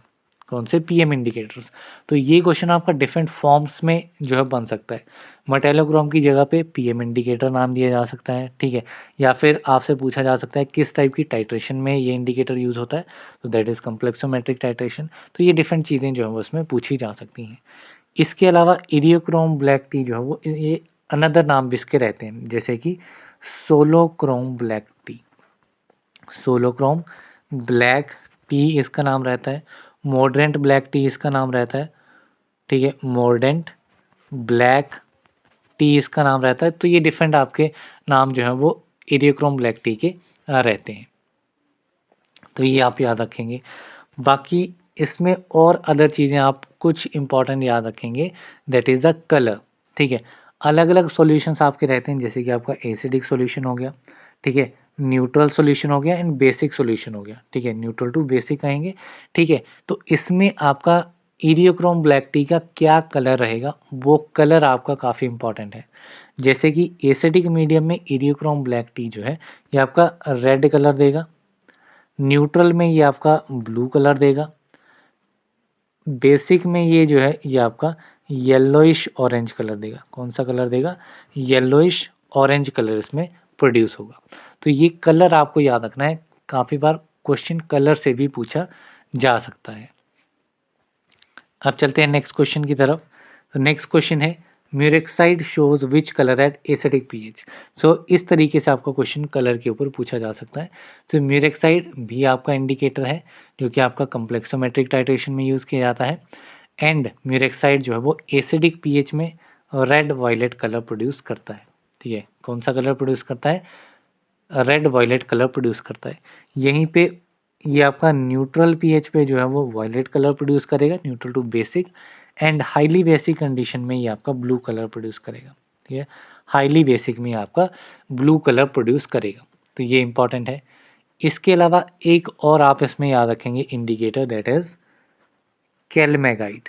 कौन सा इंडिकेटर है, कैलमेगाइट, ठीक है। कैलमेगाइट किस कलर, कौन सा कलर प्रोड्यूस करेगा, तो यहाँ पे 3 कंडीशंस, फर्स्ट आपकी एसिडिक आ गई, एसिडिक में आपका रेड कलर प्रोड्यूस करेगा, न्यूट्रल टू बेसिक, ठीक है, सो इसमें आपका ये ब्लू कलर प्रोड्यूस करेगा, एंड जो आपका बेसिक कंडीशन है, हाईली बेसिक कंडीशन है, उसमें ये आपका कलर प्रोड्यूस करेगा रेडिश ऑरेंज कलर, ठीक है। तो ये आप 2-3 एग्जाम्पल हैं, ठीक है। एक हमने इरियोक्रोम ब्लैक टी के कलर्स देख लिए, म्यूरेक्साइड के कलर देख लिए, कैलमेगाइट के कलर देख लिए। तो ये सारे इंडिकेटर्स हैं जो कि आपकी कम्प्लेक्सोमेट्रिक टाइट्रेशन में यूज़ किए जाते हैं एंड इनका कलर डिफरेंट डिफरेंट सॉल्यूशंस में आपका काफ़ी इंपॉर्टेंट है। तो ये आप बेसिक अंडरस्टैंडिंग के लिए याद रख सकते हैं। देन नेक्स्ट क्वेश्चन देखते हैं। तो नेक्स्ट क्वेश्चन है Mn2 positive cannot be directly treated with EDTA because, so manganese जो है ये आपका टाइट्रेट डायरेक्टली इसको ethylene diamine tetra acetic acid के साथ टाइट्रेट नहीं किया जा सकता। इसके पीछे का रीज़न क्या है, सो बेसिकली आपका जो मैंगनीज है ये आपका डायरेक्ट टाइट्रेशन से, ठीक है, आपकी टाइट्रेशन मल्टीपल टाइप्स की होती हैं। जो आपकी कम्प्लेक्सोमेट्रिक टाइट्रेशन है आपकी डायरेक्ट हो सकती है, ठीक है, इनडायरेक्ट हो सकती है, बैक टाइट्रेशन आ सकती हैं, तो ये डिफरेंट टाइप्स की रहती हैं। सो डायरेक्ट टाइट्रेशन क्या है कि आपने नॉन क्वांटिटी को आपने सिंपली रिएक्ट किया एंड कॉम्प्लेक्स फॉर्मेशन हुई, उससे आपको क्वांटिटी का पता लग गया।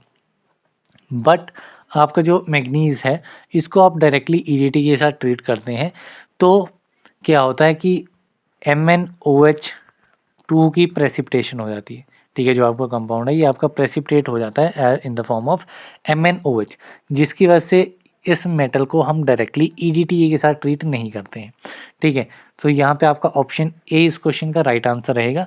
इसमें किया क्या जाता है, इसमें आपका बैक टाइट्रेशन जो है वो यूज़ की जाती है। बैक टाइट्रेशन क्या रहती है, तो इसमें बैक टाइट्रेशन में आपका एक्सेस अमाउंट लिया जाता है, एक्सेस अमाउंट लिया जाता है EDTA का, ठीक है, जो कि आपका मेटल सॉल्यूशन में ऐड किया जाता है, ठीक है। मेटल सॉल्यूशन में एक्सेस अमाउंट EDTA का ऐड किया जाएगा जिसको हमें एनालाइज करना है एंड उस एक्सेस अमाउंट को बैक टाइट्रेट किया जाता है स्टैंडर्ड सॉल्यूशन के साथ में, ठीक है। तो मैग्नीज के साथ क्या रोल रहेगा कि हमने EDTA का एक्सेस अमाउंट ले लिया, अब इसको हमने ऐड कर दिया मैग्नीज के एसिडिक सॉल्यूशन में, ठीक है, एसिडिक सॉल्यूशन में हमने एक्सेस अमाउंट ऐड कर दिया। अब जो अमोनिया बफर रहेगा, ठीक है, अब अमोनिया बफर को हम यूज़ करेंगे पीएच को एडजस्ट करने के लिए एंड जो एक्सेस EDTA हमारा बचेगा उसको हम बैक टाइट्रेट करेंगे with standard solution of zinc, ठीक है। जिंक के स्टैंडर्ड सॉल्यूशन के साथ उसको हम बैक टाइट्रेट करेंगे, ठीक है। ब्यूरेट में इंडिकेटर हम कौन सा यूज़ करेंगे, इरियोक्रोम ब्लैक टी, ठीक है। मॉडर्न ब्लैक टी जो है वो आपका इंडिकेटर यूज़ किया जाएगा। तो यहाँ पे आप बैक टाइट्रेशन के बारे में भी बेसिक कॉन्सेप्ट याद रखेंगे, ठीक है। मैग्नीज को क्यों डायरेक्टली ट्रीट नहीं किया जा सकता है उसका आप इसमें याद रखेंगे एंड बैक टाइट्रेशन किससे की जाती है जो कि आपका है जिंक सॉल्यूशन, वो इंपॉर्टेंट याद रखेंगे एंड इंडिकेटर आपका इरियोक्रोम ब्लैक टी है, तो ये आप कॉमनली आइडेंटिफाई कर पाएंगे। तो ये डिफरेंट चीज़ें आप इसमें नॉर्मली याद रखेंगे। अब नेक्स्ट क्वेश्चन देखते हैं। नेक्स्ट क्वेश्चन है what are the correct steps involved in gravimetric analysis. Gravimetric analysis जिसमें हम मास या फिर वेट जो है वो कैलकुलेट करते हैं, तो इसमें आप करेक्ट स्टेप क्या हैं ग्रेविमेट्रिक एनालिसिस के परफॉर्म करने के लिए। सो 5 बेसिक स्टेप में आपकी ग्रेविमेट्रिक एनालिसिस परफॉर्म होती है। सबसे पहला स्टेप जो है वो आपका रहता है कि सॉल्यूशन की प्रिपरेशन। ठीक है, सॉल्यूशन को प्रिपेयर करना ये आपका पहला स्टेप रहता है। फिर जब आपका सॉल्यूशन प्रिपेयर हो जाता है तो उसके बाद आपकी प्रेसिपिटेशन होती है, जो आपका कंपाउंड है उसकी प्रेसिपिटेशन होगी, तो ये आपका दूसरा स्टेप आ जाता है। प्रेसिपिटेशन के बाद में क्या रहेगा, प्रेसिपिटेशन के बाद में आपकी प्रेसिपिटेट्स की डाइजेशन होगी। प्रेसिपिटेट्स की डाइजेशन आपका तीसरा स्टेप रहता है। देन तीसरे स्टेप के बाद में आपकी होती है ड्राइंग वॉशिंग एंड फिल्टरिंग। ठीक है, आपका प्रेसिपिटेट आ गया, प्रेसिपिटेट की डाइजेशन आपने कर दी, उसके बाद आपने प्रेसिपिटेट को वॉश किया। ठीक है, आपने वॉश किया, वॉश करने के बाद ड्राइंग एंड इग्निशन हुई। तो ये आपका करेक्ट ऑर्डर रहता है किसका, ग्रेविमेट्रिक एनालिसिस में जो स्टेप्स इन्वॉल्व रहते हैं उसका। तो यहाँ पे आपका जो करेक्ट आंसर रहेगा वो आपका करेक्ट आंसर रहेगा option number C, that is सबसे पहले पहला step, that is the preparation of solution. फिर आपका तीसरा step that is precipitation. Then आपका दूसरा step that is the digestion of precipitate. Then आपका पांचवा step that is washing and filtering the precipitate. And उसके बाद में आपका आता है last step that is the drying and ignition. So यहाँ पे आपका option C will be the correct answer. इसमें आप एक इम्पॉर्टेंट चीज़ याद रखेंगे regarding the drying and ignition, जो कि आपका लास्ट स्टेप रहता है। ठीक है, इसमें आपको टेम्परेचर याद रखना है कि अगर टेम्परेचर के ऊपर क्वेश्चन पूछ लिया जाता है तो क्या आंसर रहेगा। तो अगर मैं ड्राइंग की बात करूं तो ड्राइंग जो है ये आपकी 120 से लेकर के 150 डिग्री सेल्सियस तक ओवन में ड्राइंग की जाती है। इग्निशन की बात करूं तो इग्निशन के लिए जो आपका टेम्परेचर रहता है वो 600 से लेकर के 1200 डिग्री सेल्सियस तक इसका टेम्परेचर रहता है, जो कि आपकी की जाती है मफल फर्नेस में। ठीक है, मफल फर्नेस इंस्ट्रूमेंट में आपकी इग्निशन की जाती है। तो ये दो टेम्परेचर्स में आप सिंपली याद रखेंगे। देन नेक्स्ट क्वेश्चन है primary aromatic amines in the presence of HCl acid react with dash to form diazotization. तो आपकी जो प्राइमरी एरोमेटिक अमाइन है वो आपके रिएक्ट करेंगे HCl की प्रेजेंस में डाईएजोटाइजेशन, जिसमें हमें फॉर्म होगा। ठीक है, सो ये आपका जो रिएक्शन है इसमें आपका सोडियम नाइट्राइट की फॉर्मेशन होती है। किसकी फॉर्मेशन होती है, सोडियम नाइट्राइट की फॉर्मेशन। एंड ये आपका रिएक्शन कहलाता है डाईएजोटाइजेशन टाइट्रेशन। ये आपकी टाइट्रेशन होती है डाईएजोटाइजेशन टाइट्रेशन। सो यहाँ पे आपका ऑप्शन डी जो है वो करेक्ट आंसर रहेगा। सो इसमें आपका सोडियम नाइट्राइट फॉर्म होता है।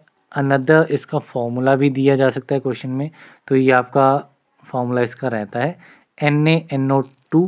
ठीक है, NaNO2 के साथ रिएक्शन होता है, आपका HONO की फॉर्मेशन होती है, जिसको आप लिख सकते हैं HNO2 लिख सकते हैं।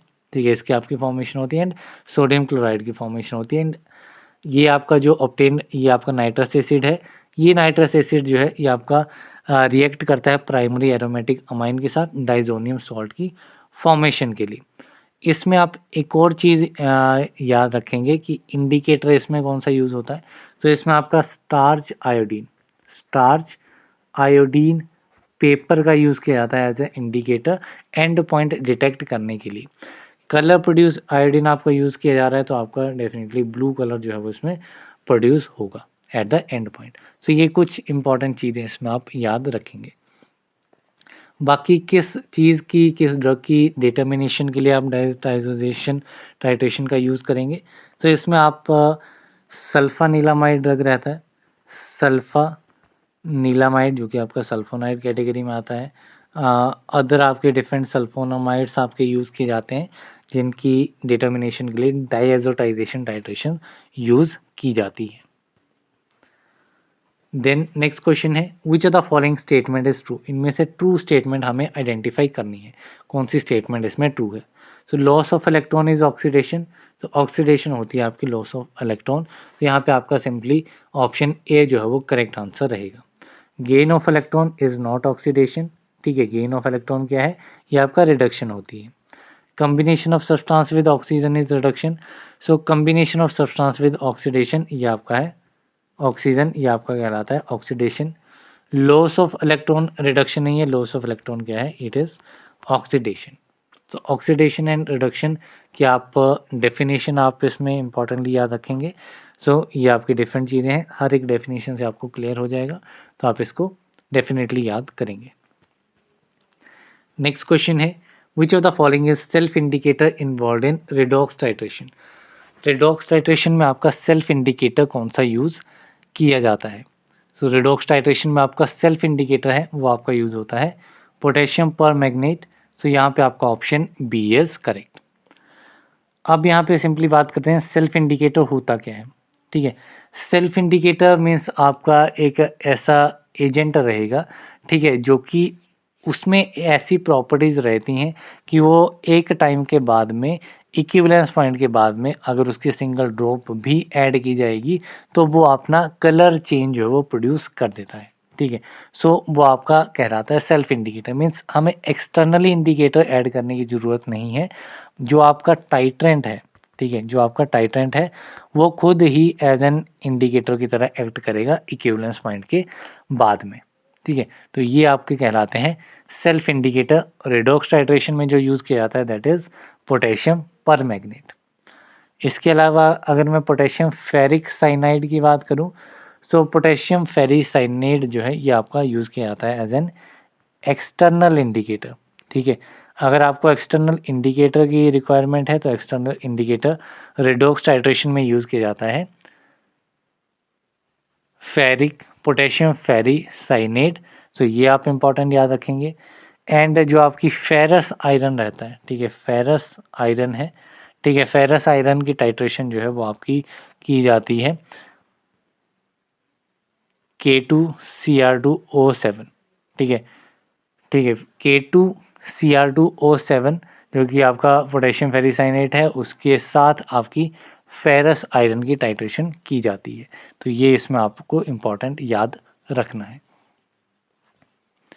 देन हम चलते हैं अब नेक्स्ट क्वेश्चन की तरफ। सो नेक्स्ट क्वेश्चन है, in which of the following iodine titration iodine liberated during the chemical reaction is titrated. So आपकी आयोडीन टाइट्रेशन बेसिकली दो इंपॉर्टेंट टाइप रहते हैं, एक आपकी रहती है आयोडीमेट्री एंड दूसरी आपकी रहती है आयोडोमेट्री। सो आयोडीमेट्री जो है, आयोडीमेट्री इसमें आपका स्टैंडर्ड आयोडीन सॉल्यूशन यूज़ किया जाता है। ठीक है, स्टैंडर्ड आयोडीन सॉल्यूशन इसमें यूज़ किया जाता है, मीन्स डायरेक्ट आप इसमें आयोडीन का यूज़ करते हैं। ठीक है, डायरेक्ट मेथड है। लेकिन जो आयोडोमेट्री है, आयोडोमेट्री में क्या कंडीशन रहती है, जब आपका केमिकल रिएक्शन हो रहा होता है तो उस टाइम पे जो आपका आयोडीन है वो आपकी लिबरेट होती है एंड ठीक है उसको देन आपका टाइट्रेट किया जाता है। तो ये आपका जो क्वेश्चन है वो आपका रहेगा आयोडोमेट्री के लिए। तो यहाँ पे आपका option B will be the correct answer. Then next question है, what is the role of potassium bromate in bromatometry. Bromatometry में पोटेशियम ब्रोमेट का क्या रोल है। ठीक है, सो ब्रोमेटोमेट्री में बेसिकली क्या किया जाता है, आपका जो पोटेशियम ब्रोमेट है वो आपका एसिडिक सॉल्यूशन में रिएक्ट करते हैं, ठीक है, एंड एनालाइट की कंसंट्रेशन को फाइंड आउट करते हैं।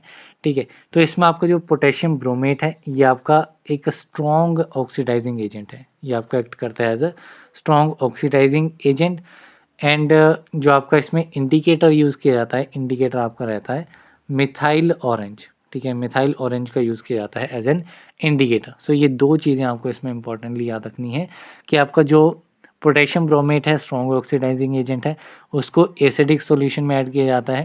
ठीक है, मोस्ट ऑफ द केसेस में आपका पोटेशियम ब्रोमेट ही आपका यूज़ किया जाता है as a titrant in the presence of bromine. ठीक है, एंड इंडिकेटर दूसरी आपको इंपॉर्टेंट चीज़ याद रखनी है that is the methyl orange.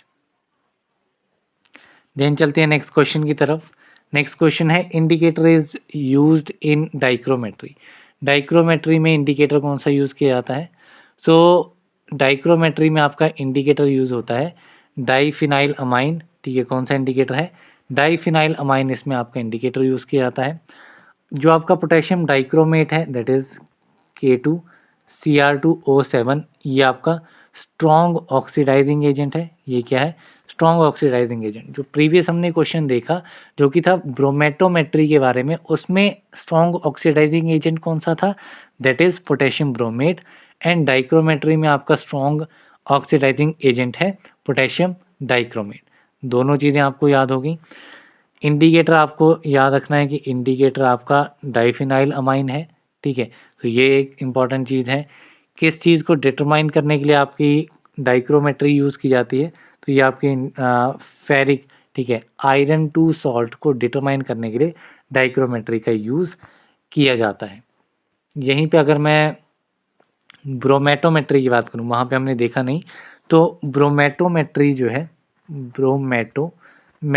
ब्रोमेटोमेट्री का जो यूज़ है वो आपका ब्रोमेटोमेट्री का यूज़ जो है वो आपका किया जाता है टू डिटरमाइन एज़ोफेनम, ठीक है। एज़ोफेनम को डिटरमाइन करने के लिए, एंटीमोनी को डिटरमाइन करने के लिए, आर्सेनिक एंड आयोडाइड को डिटरमाइन करने के लिए। सो इन डिफरेंट कंपाउंड्स की डिटर्मिनेशन के लिए आपका ब्रोमेटोमेट्री यूज़ की जाती है। डाइक्रोमेट्री आयरन टू सॉल्ट्स को डिटरमाइन करने के लिए। तो ये डिफरेंट पॉइंट्स आपको याद रखने हैं, ठीक है। देन चलते हैं नेक्स्ट क्वेश्चन की तरफ।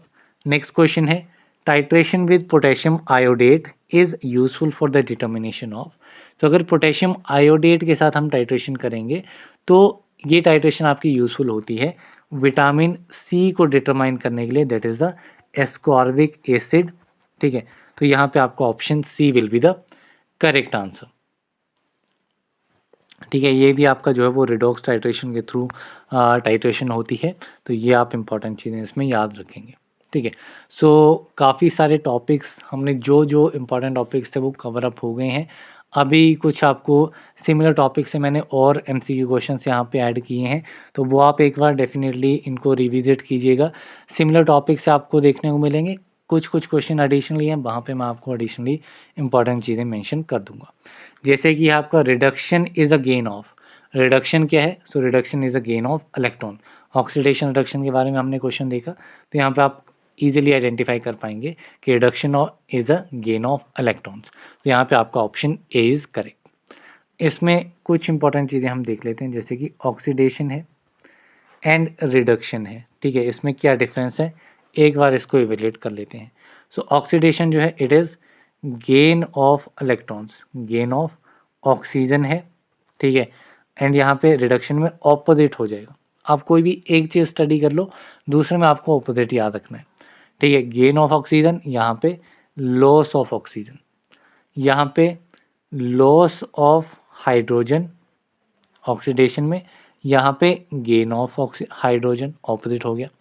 यहाँ पर लॉस ऑफ इलेक्ट्रॉन्स, तो यहाँ पे लॉस ऑफ इलेक्ट्रॉन्स, यहाँ पर गेन ऑफ इलेक्ट्रॉन्स। यहाँ पे increase in oxidation number, increase in oxidation number, यहाँ पे आपका डिक्रीज इन ऑक्सीडेशन नंबर। तो ये इंपॉर्टेंट पॉइंट आपको याद रखने हैं। ऑक्सीडेशन रिडक्शन के ऊपर अगर डेफिनेशन पूछी जाती है तो इन्हीं 4 पॉइंट के ऊपर जो है वो क्वेश्चन बनेगा, either in the form of statements, जैसा कि हमने प्रीवियस एक क्वेश्चन में देखा था, या फिर डायरेक्ट आपको इस क्वेश्चन की तरह पूछ लिया जा सकता है। द नेक्स्ट क्वेश्चन है which of the following can be determined by K Jaldal procedure and catalyst used in it is। सो इनमें से किस पर्टिकुलर कंपाउंड की डिटर्मिनेशन हम के जल्दाल मेथड से करेंगे एंड उसमें कैटलिस्ट कौन सा यूज़ किया जाएगा। सो के जल्दाल मेथड काफ़ी इंपॉर्टेंट प्रोसीजर है, ठीक है। सो के जल्दाल मेथड जो है ये आपका नाइट्रोजन की एस्टिमेशन के लिए यूज़ किया जाता है, ठीक है। इसमें जो आपका रिएजेंट यूज़ किया जाता है, जैसे पोटेशियम नाइट्रेट का इसमें यूज़ किया जाता है। एंड जो कैटलिस्ट यूज़ किया जाता है स्पीड अप करने के लिए, वो आपका कैटलिस्ट होता है मरकरी। सो यहाँ पे आपका option B will be the correct answer. Kjeldahl method में बेसिकली आपके 3 स्टेप्स इन्वॉल्व रहते हैं, ठीक है। पहला स्टेप क्या है? पहला स्टेप है आपका डाइजेशन, दूसरा स्टेप है आपका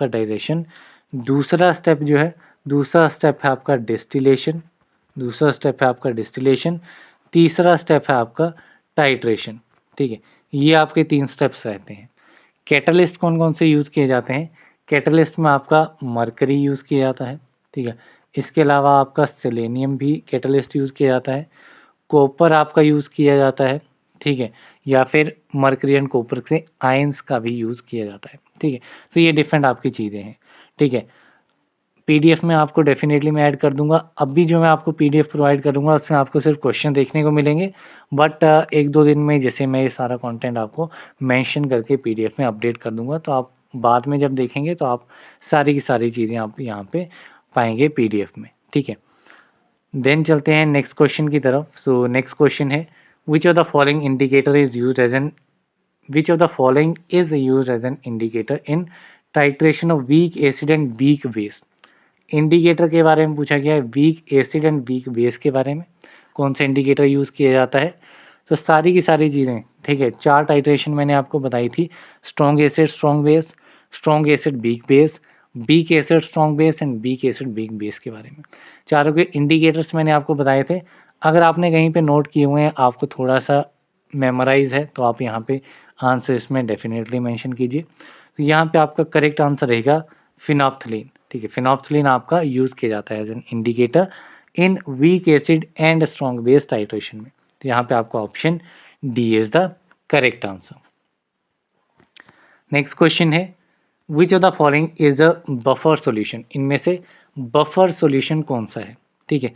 buffer solution CH3COH plus CH3COONH4 H2SO4 CuSO4 CH3CONA plus CH3COH है, NaCl प्लस NaOH है, ठीक है। डिफरेंट एग्जांपल्स दिए गए हैं। बफर सॉल्यूशन कौन सा है। सो बफर सॉल्यूशन आपका वीक एसिड या बेस रहेगा, ठीक है। अगर वीक एसिड की बात करूँ, वीक एसिड होगा, प्लस स्ट्रॉन्ग सॉल्ट होगा आपका स्ट्रॉन्ग बेस का। तो ये आपका एसिडिक बफर रहेगा। वहीं पे बेसिक बफर आपके मैंने दोनों डिफाइन किए थे, वीक बेस रहेगा बेसिक बफर में and strong salt of strong acid रहेगा। तो यहाँ पे आपका ऑप्शन सी जो है वो करेक्ट आंसर रहेगा। यहाँ पे आपको मेरे को मेंशन करना है, कमेंट में आप डेफिनेटली मेंशन कीजिएगा अगर आपको मेमोराइज है कि ये वीक एसिड का एग्जांपल है या वीक बफर का एग्जांपल है, तो यहाँ पे आप कमेंट बॉक्स में मेंशन कीजिएगा।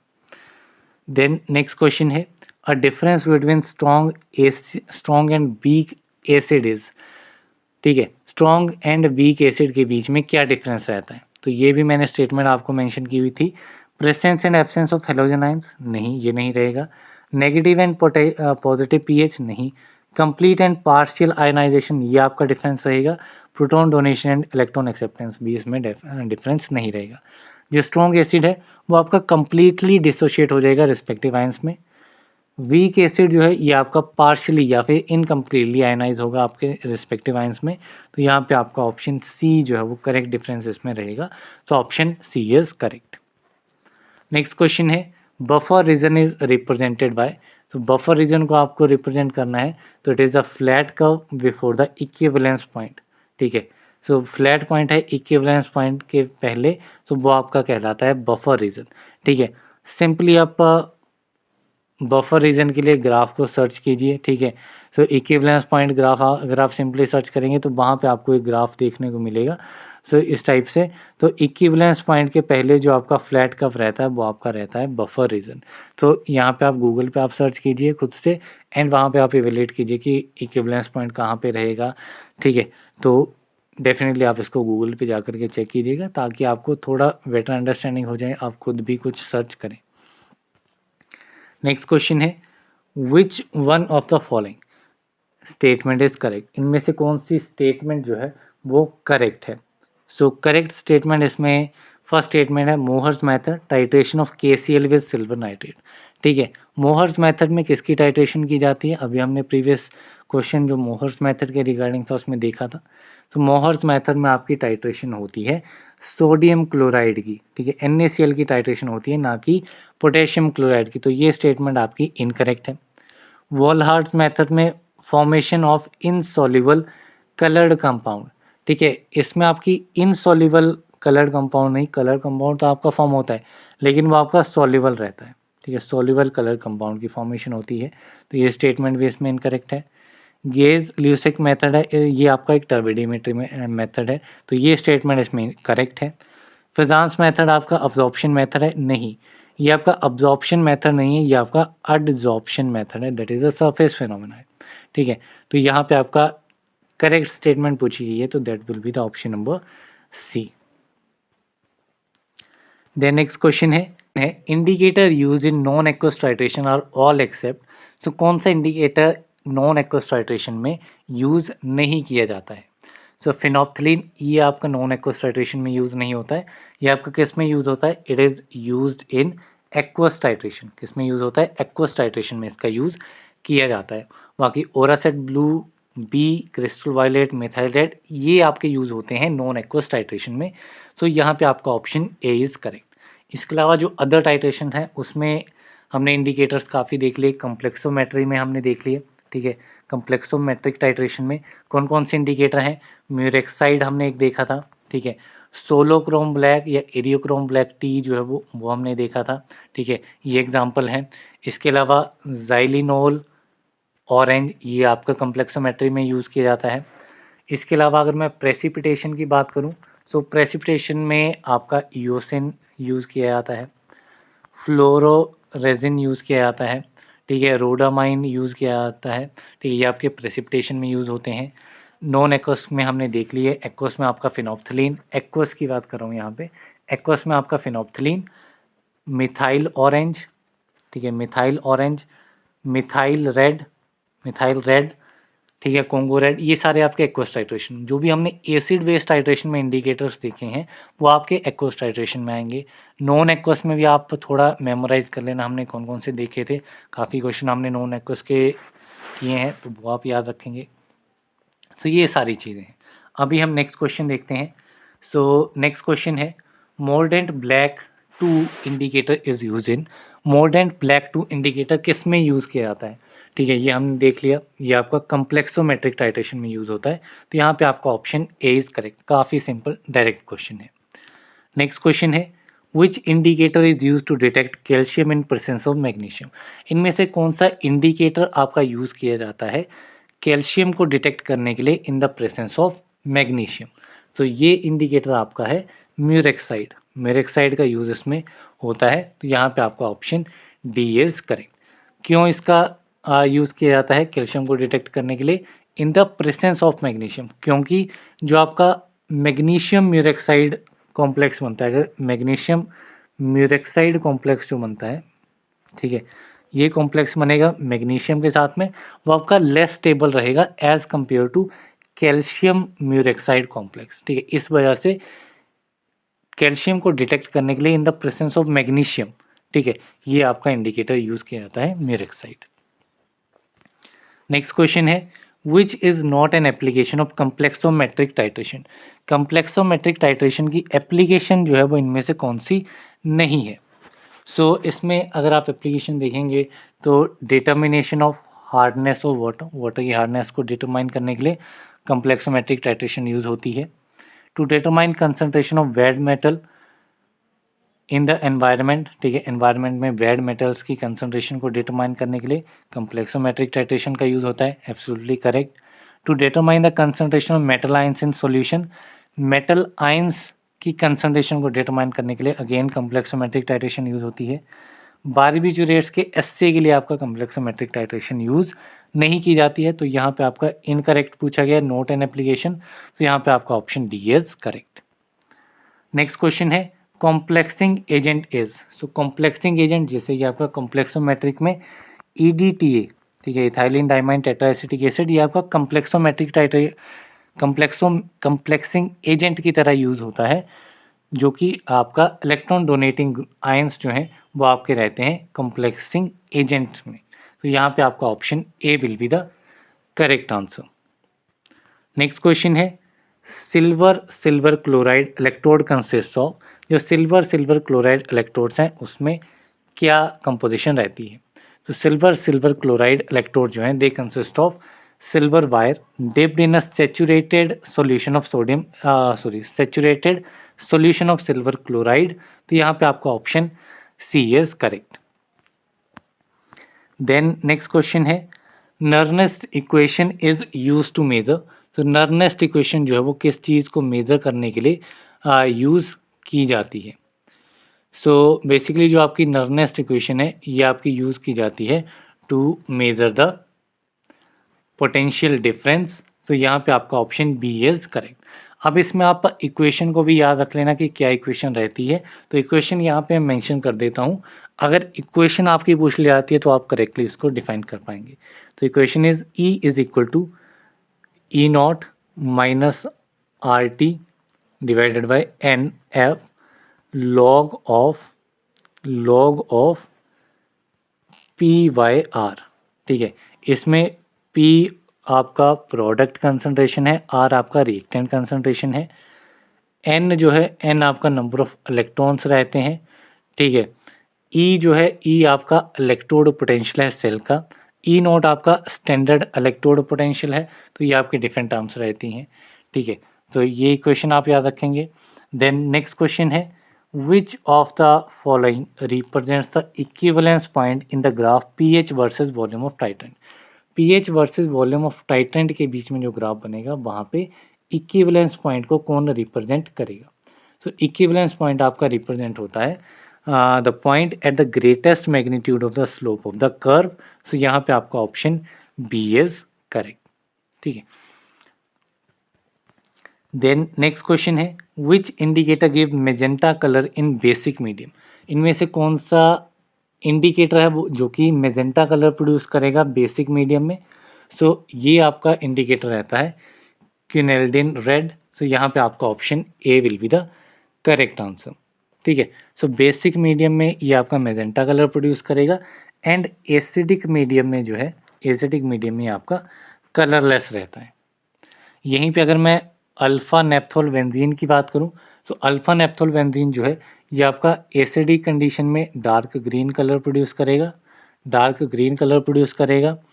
एंड न्यूट्रल कंडीशन में ये आपका ऑरेंज कलर प्रोड्यूस करेगा एंड बेसिक कंडीशन में आपका ब्लू कलर प्रोड्यूस करेगा।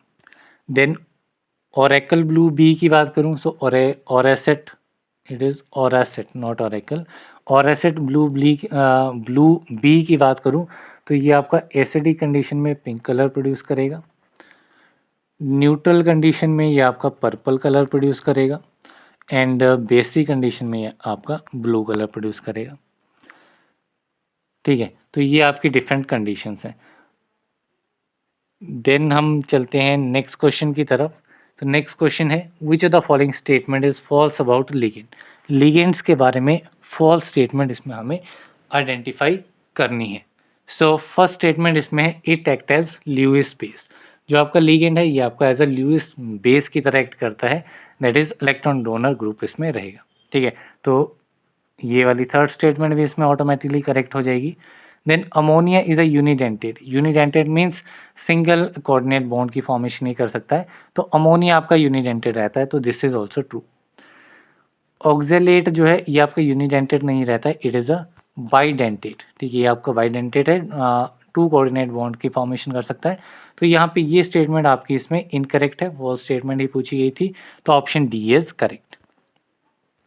नेक्स्ट क्वेश्चन है paracetamol is assayed by. Paracetamol का एसे किया जाता है बाय सेरिक अमोनियम सल्फेट। तो यहाँ पे आपका ऑप्शन ए इज करेक्ट। काफ़ी डायरेक्ट क्वेश्चन है। देन नेक्स्ट क्वेश्चन है which of the following statement is not true about iodometry. Iodometry के लिए कौन सी स्टेटमेंट जो है वो ट्रू नहीं है। तो दो टाइप की हमने आयोडीन टाइट्रेशंस पढ़ी थी, आयोडीमेट्री एंड आयोडोमेट्री। आयोडीमेट्री में आपका डायरेक्ट आयोडीन का इन्वॉल्वमेंट है, आयोडोमेट्री में आपका आयोडीन लिबरेट होता है रिएक्शन में। ठीक है, तो यहाँ पे फर्स्ट आप देखेंगे covers the titration with standard solution of iodine. Iodine का स्टैंडर्ड सॉल्यूशन हम यूज़ कर रहे हैं, करेक्ट है। डायरेक्ट मेथड है, yes it is a direct method, directly आप आयोडीन का यूज़ कर रहे हैं। Titrant is iodine and analyte is reducing agent. This statement is also true regarding iodometry. ठीक है, free iodine is converted to iodide ion with reducing agent. तो इसमें आप फ्री आयोडीन को कन्वर्ट करते हैं आयोडाइड आयन में विद रिड्यूसिंग एजेंट देन। सो ये आपका आयोडोमेट्री में रहता है। तो यहाँ पे आपका option D not true statement पूछी है रिगार्डिंग आयोडीमेट्री, तो यहाँ पे आपका option D is correct. Then next question है which drug is not assayed by redox titration. इनमें से कौन सा ड्रग रेडॉक्स टाइट्रेशन के साथ ऐसे नहीं होता है? Acetaminophen that is paracetamol tablets, ascorbic acid, chlorpromazine. तो ये तीनों ड्रग्स जो हैं वो आपके रेडॉक्स टाइट्रेशन के साथ ऐसे किए जाते हैं। जबकि मेटफॉर्मिन जो है, मेटफॉर्मिन का ऐसे जो है ये आपका यूवी स्पेक्ट्रोफोटोमेट्री के थ्रू होता है। तो यहाँ पे आपका option D is correct. Next question है which sentences false about precipitation titration. Precipitation titration के रिगार्डिंग फॉल्स स्टेटमेंट यहाँ पे आइडेंटिफाई करनी है। सो फर्स्ट स्टेटमेंट है it must be rapid and quantitative. So ये आपकी काफ़ी रैपिड होती है एंड क्वांटिटेटिव मेथड है, तो this is true. It must give insoluble precipitate at the end point. End point में इनसॉल्युबल प्रेसिपिटेट्स आपको मिलेंगे, तो this is also true. It must not affecting by coprecipitation और post precipitation. Coprecipitation post precipitation से affect नहीं होती है, help करती है, ठीक है। It must be slow and quantitative. So first and fourth option आप देखेंगे तो ये ऑपोजिट है, ठीक है। सो रैपिड एंड क्वांटिटेटिव होती है, स्लो एंड क्वांटिटेटिव ये स्लो नहीं होती है, क्वांटिटेटिव तो ये डेफिनेटली रहेगी। तो यहाँ पे आपका ऑप्शन डी इनकरेक्ट स्टेटमेंट है, आपके option number D. So this is the correct answer. Next question है which compound are used as indicator in Fajans method. Fajan method में कौन सा इंडिकेटर इसमें से यूज़ किया जाता है? तो ये हमने काफ़ी एग्जांपल्स इसमें देखे थे। सो डाइज इसमें यूज़ की जाती हैं, जैसे कि आपका फ्लोरेसिन। सो ये आपकी आई थिंक एसिडिक डाई है, तो एसिडिक डाई फ्लोरेसिन आपकी फेजांस मेथड में यूज़ होती है एज एन इंडिकेटर। सो यहाँ पे option A is correct. Next question है how much temperature is required for Volhard method. तो वॉलहार्ड मेथड में एडिशनली आप टेम्परेचर रिक्वायरमेंट के बारे में देख सकते हैं। तो टेम्परेचर इसमें 250 डिग्री सेल्सियस यूज़ किया जाता है, लेस देन 250 डिग्री सेल्सियस। तो यहाँ पे आपका option A is correct. Next question है ascorbic acid is assayed by. So ascorbic acid का एसे जो है वो किसके थ्रू होता है? तो ascorbic acid is assayed by iodimetry. तो यहाँ पे आपका ऑप्शन बी इज करेक्ट। तो जो भी एक्सप्लेनेशन वाली चीज़ें थी वो मैंने सारे के सारे टॉपिक्स आपको इनिशियल क्वेश्चन में दे दिए हैं। या आपके कुछ एडिशनल क्वेश्चन हैं जो आप डायरेक्टली आप याद रख सकते हैं। जहाँ पे भी मुझे लगेगा कि यहाँ पे एडिशनल इन्फॉर्मेशन की रिक्वायरमेंट है, वहाँ पे डेफिनेटली आपको प्रोवाइड की जाएगी। नेक्स्ट क्वेश्चन है disulfiram is assayed by which method. Disulfiram जो है वो किस मेथड के थ्रू एसे किया जाता है? तो it is assayed by argentometric titration. तो यहाँ पे आपका ऑप्शन डी इज करेक्ट।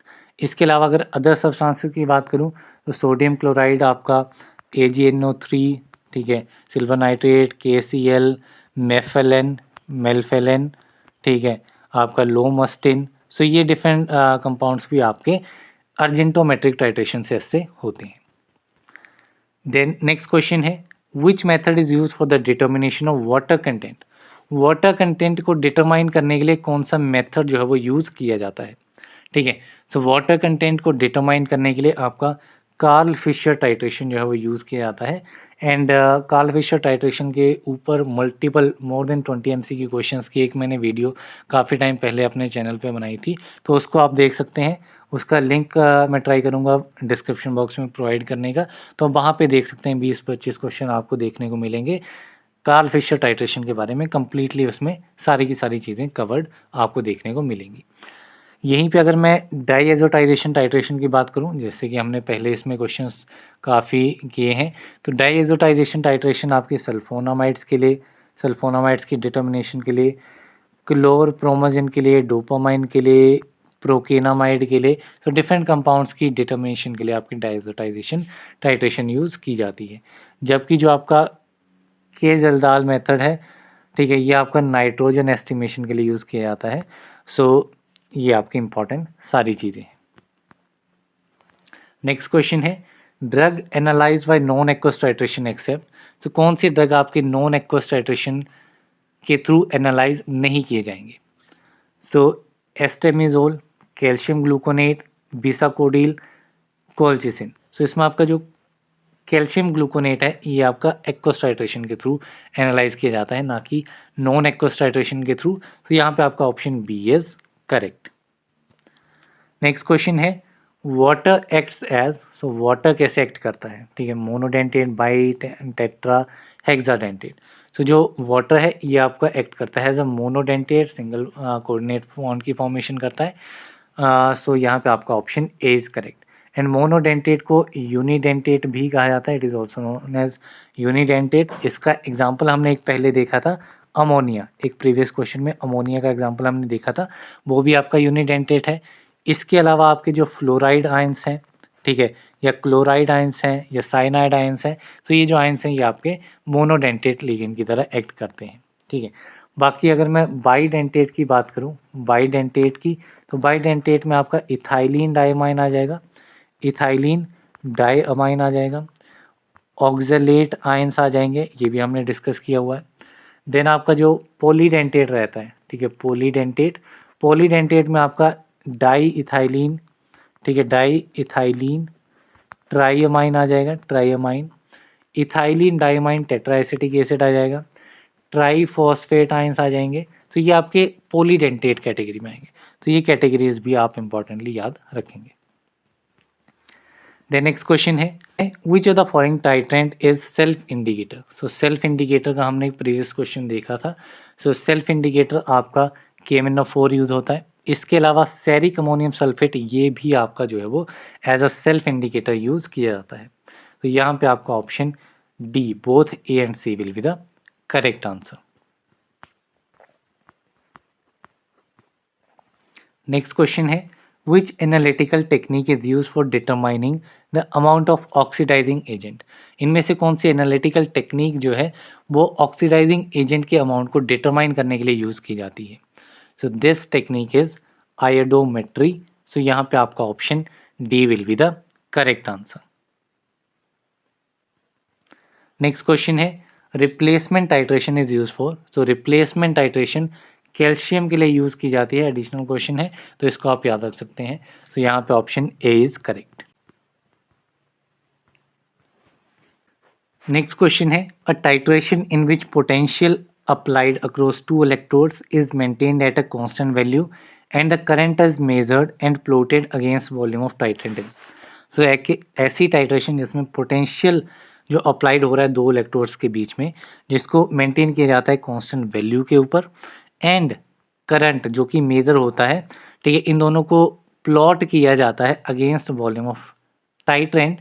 सो ये पर्टिकुलर टाइट्रेशन किस कैटेगरी में आती है? So it comes under amperometric titration. तो यहाँ पे आपका option C is correct. Next question है which of the following is an oxidising agent. इनमें से ऑक्सीडाइजिंग एजेंट कौन सा है? सो ऑक्सीडाइजिंग एजेंट इसमें आपका रहेगा CrO3, that is the chromium trioxide. ये क्या होता है? इट इज क्रोमियम ट्राईऑक्साइड, ये आपका कहलाता है ऑक्सीडाइजिंग एजेंट। तो यहाँ पे आपका option B will be the correct answer. इसके अलावा अदर ऑक्सीडाइजिंग एजेंट्स की मैं बात करूँ तो इसमें आपका Br2 आ जाता है, ठीक है, Cl2 आ जाता है, H2SO4, nitric acid that is HNO3, KMnO4, potassium permanganate, ठीक है, देन पोटेशियम डाइक्रोमेट, K2Cr2O7, ठीक है। सो ये आपका यूज़ किया जाता है आपका ऑक्सीडाइजिंग एजेंट। इसके अलावा H2O2 that is the hydrogen peroxide, ये भी आपका ऑक्सीडाइजिंग एजेंट होता है। यहीं पे अगर मैं थोड़ा चेंज कर दूं, रिड्यूसिंग एजेंट की बात करूं, तो रिड्यूसिंग एजेंट में आपका क्या क्या आ जाएगा?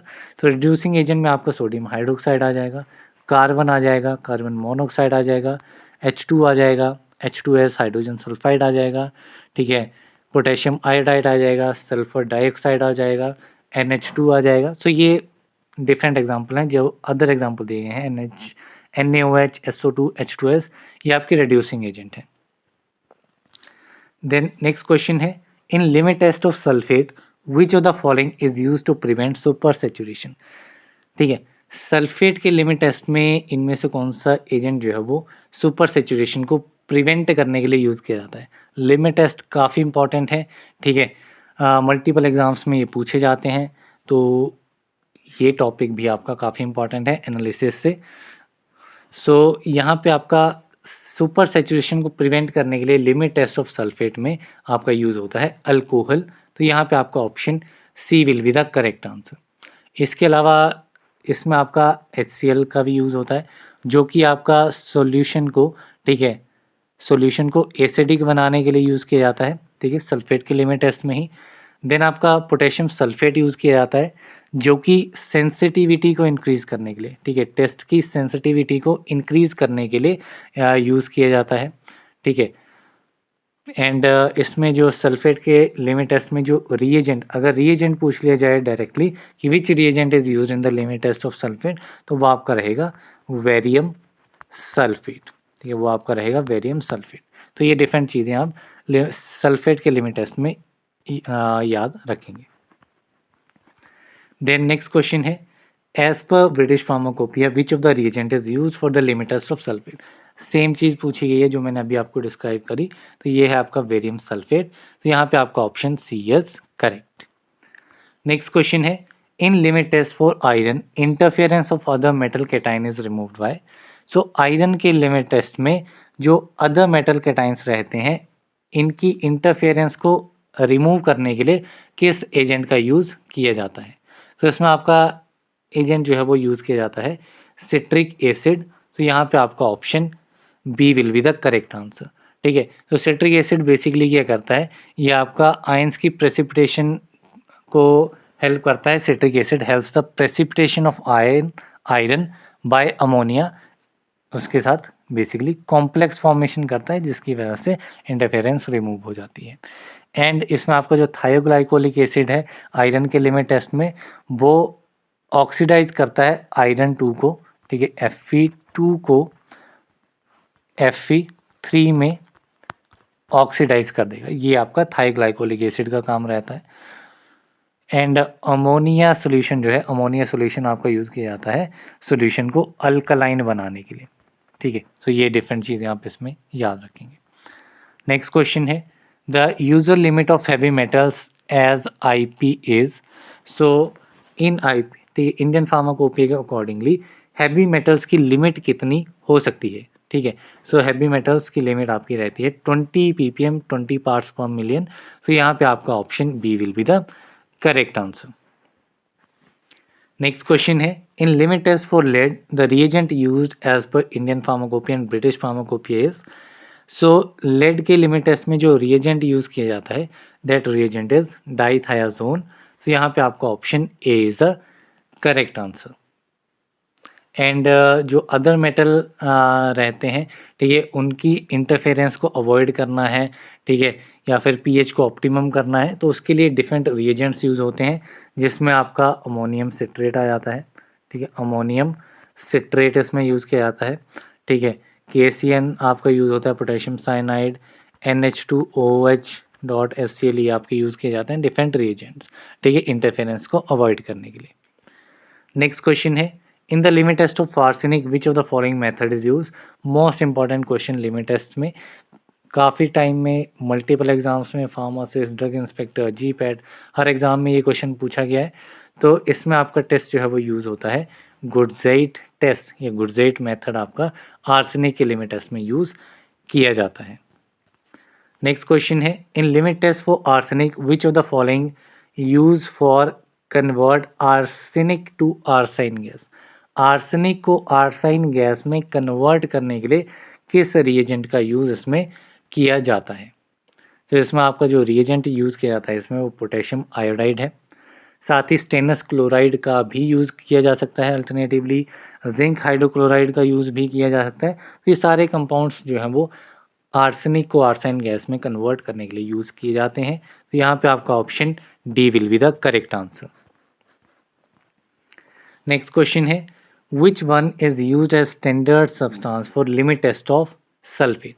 सल्फेट के लिमिट टेस्ट के लिए स्टैंडर्ड सब्सटेंस आइडेंटिफाई करना है, तो this standard substance is potassium sulphate. तो यहाँ पे आपका option A will be the correct answer. Next question है, in case of limit test of iron thioglycolic acid is reacting with dash to form iron. ठीक है, iron के limit test में थायोग्लाइकोलिक acid किसके साथ रिएक्ट करता है। ठीक है, so it react with ferrous, ferrous के साथ रिएक्ट करता है टू फॉर्म आयरन। तो यहाँ पे आपका option C will be the correct answer. Next question है, which stain paper is use in limit test of arsenic. Arsenic के लिमिट टेस्ट में स्टेन पेपर जो आपका यूज़ किया जाता है, that stain paper is mercury chloride paper. तो यहाँ पे आपका option C will be the correct answer. Next question है, as per Indian pharmacopoeia limit test of sulphate as impurity in the stated compound is. So Indian pharmacopoeia के accordingly जो sulphate का limit test होता है उसमें stated impurity कितनी हो सकती है, ठीक है। सो ये आपकी रहती है 10 पार्ट्स पर मिलियन। तो यहाँ पे आपका option A is the correct answer. Next question है, the buffer use in the limit test of iron. Iron के लिमिट टेस्ट में बफर कौन सा यूज होता है? तो this buffer is ammonium citrate. तो यहाँ पे आपका option D will be the correct answer. Then next question है, Ilkovic equation is related to. So Ilkovic equation जो है ये किसके साथ रिलेटेड है? सो इल्कोविक इक्वेशन जो है it is basically related to polarography. सो यहाँ पे आपका ऑप्शन सी इज़ करेक्ट। तो इसमें आपको एक इक्वेशन याद रखनी है। दूसरी चीज़ इसमें आप याद रखेंगे कि इल्कोविक इक्वेशन जो है ये आपकी यूज़ होती है विद डिफ्यूज़न करंट, ठीक है। डिफ्यूज़न करंट के साथ भी ये आपकी रिलेटेड है, ठीक है। सो दोनों चीज़ों के बारे में पूछ लिया जा सकता है, डिफ्यूज़न करंट एंड आपका पोलेरोग्राफी, ठीक है। ये दो इंपॉर्टेंट पॉइंट इसमें आपको याद रखने हैं। बाकी इसमें आपको एक इलेक्ट्रोड का नाम याद रखना है, that is the dropping mercury electrode. Dropping mercury electrode की इल्कोविक इक्वेशन किसके साथ एसोसिएटेड है? ड्रॉपिंग मरकरी इलेक्ट्रोड के साथ।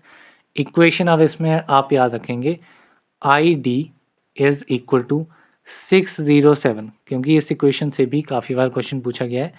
सो 607 N C D power 1/2 m 2/3 and continuation में ही है t 1/6। यहीं पे कंटिन्यूशन में आप रखेंगे t 1/6। तो ये इसमें आपकी इक्वेशन रहती है। इक्वेशन काफ़ी बार पूछी जाती है, ये टर्म्स जो हैं इनको चेंज कर दिया जाता है एंड क्वेश्चन बन जाता है। अब इसमें क्या क्या चीज़ें हैं? आई डी क्या है? I D is diffusion current, ठीक है। एन क्या है? N is change in valency, change in valency. C क्या है? सी आपकी रहती है कंसंट्रेशन। डी क्या है? D is diffusion current. D क्या है? D is diffusion coefficient, not current. Diffusion current आपका आई डी है। D is diffusion coefficient. M क्या है? M is flow of rate of mercury dropping, ठीक है, कितने फ्लो पे मरकरी आपका ड्रॉप कर रहा है। टी क्या है? टी वो आपका लाइफ टाइम है मरकरी ड्रॉप का, ठीक है, लाइफ टाइम मरकरी ड्रॉप का। तो ये इक्वेशन है, ये इक्वेशन आपको याद रखनी है। इसी क्वेश्चन के साथ में एनालिसिस के हमारे सारे क्वेश्चंस कंप्लीट होते हैं। हर एक टॉपिक जो भी आपका सिलेबस में मेंशन था as per the B pharmacy, जो कि आपको ब्रॉडर सिलेबस रहता है फार्मेसी के लिए, जो भी टॉपिक्स थे हर एक टॉपिक के ऊपर मैंने एमसीक्यू क्वेश्चंस ऐड कर दिए हैं, एक्सेप्ट आपका फार्माकोपिया को छोड़ के। फार्माकोपिया के क्वेश्चंस को मैं कवर करूंगा आपका फार्मास्यूटिक्स पार्ट में, तो वहाँ पे आपको सारे क्वेश्चन देखने को मिलेंगे। तो ये एक इम्पॉर्टेंट चीज़ है, ठीक है। साथ ही अगर आपने यहाँ तक देख लिया है वीडियो एंड आपको इस पर्टिकुलर वीडियो में जो जो भी चीज़ें आपको अभी करंटली याद आ रही हैं, ठीक है, एक्यूरेटली, तो वो आप कमेंट बॉक्स में आप मेंशन कीजिए, ठीक है। वीडियो कमेंट बॉक्स ओपन कीजिए, वहाँ पे आप इम्पॉर्टेंट चीज़ें कि ये चीज़ें मेरे को अभी याद आई हैं कि मैंने इतने टाइम में ये चीज़ें पढ़ ली हैं, ये मेरे को है, ये पॉइंट है। आइडोमेट्री के बारे में आप बताइए, पोटेंशियोमेट्री के बारे में, रिडॉक्स टाइट्रेशन में कौन से सॉल्वेंट यूज़ किस जगह पे किए जा रहे हैं। हमने एरर्स के बारे में चीज़ें पढ़ी हैं, कौन कौन से टाइप्स के एरर्स होते हैं, ठीक है। सो वो सारी चीज़ें आप लाइन बाय लाइन मेंशन कीजिए ताकि आप अपनी मेमोरी को एनालाइज कर सकें, ठीक है। आप एक बार राइट करेंगे तो उसमें भी आपको काफ़ी क्लैरिटी रहेगी। तो ये आप एक बेटर प्रैक्टिस के तौर पे आप मेंशन कर सकते हैं, ठीक है। बाकी यहाँ पे ये आपको पीडीएफ आपको डेफिनेटली मिलेगी, ठीक है। क्वेश्चन आंसर्स को मैं मार्क कर दूंगा पीडीएफ में, देन आपको प्रोवाइड की जाएगी। सो या that's all for this video. अगर आपने प्रीवियस वीडियो नहीं देखी है तो आप प्रीवियस वीडियो देख सकते हैं। साथ ही अपने फ्रेंड्स के साथ डेफिनेटली शेयर कीजिएगा जो भी आपके रेलवे फार्मासिस्ट की तैयारी कर रहे हैं, ताकि उनको भी इस सीरीज़ से बेनिफिट मिल सके। तो या that's all for this video. मिलते हैं अगले वीडियो में, तब तक के लिए थैंक यू वेरी मच।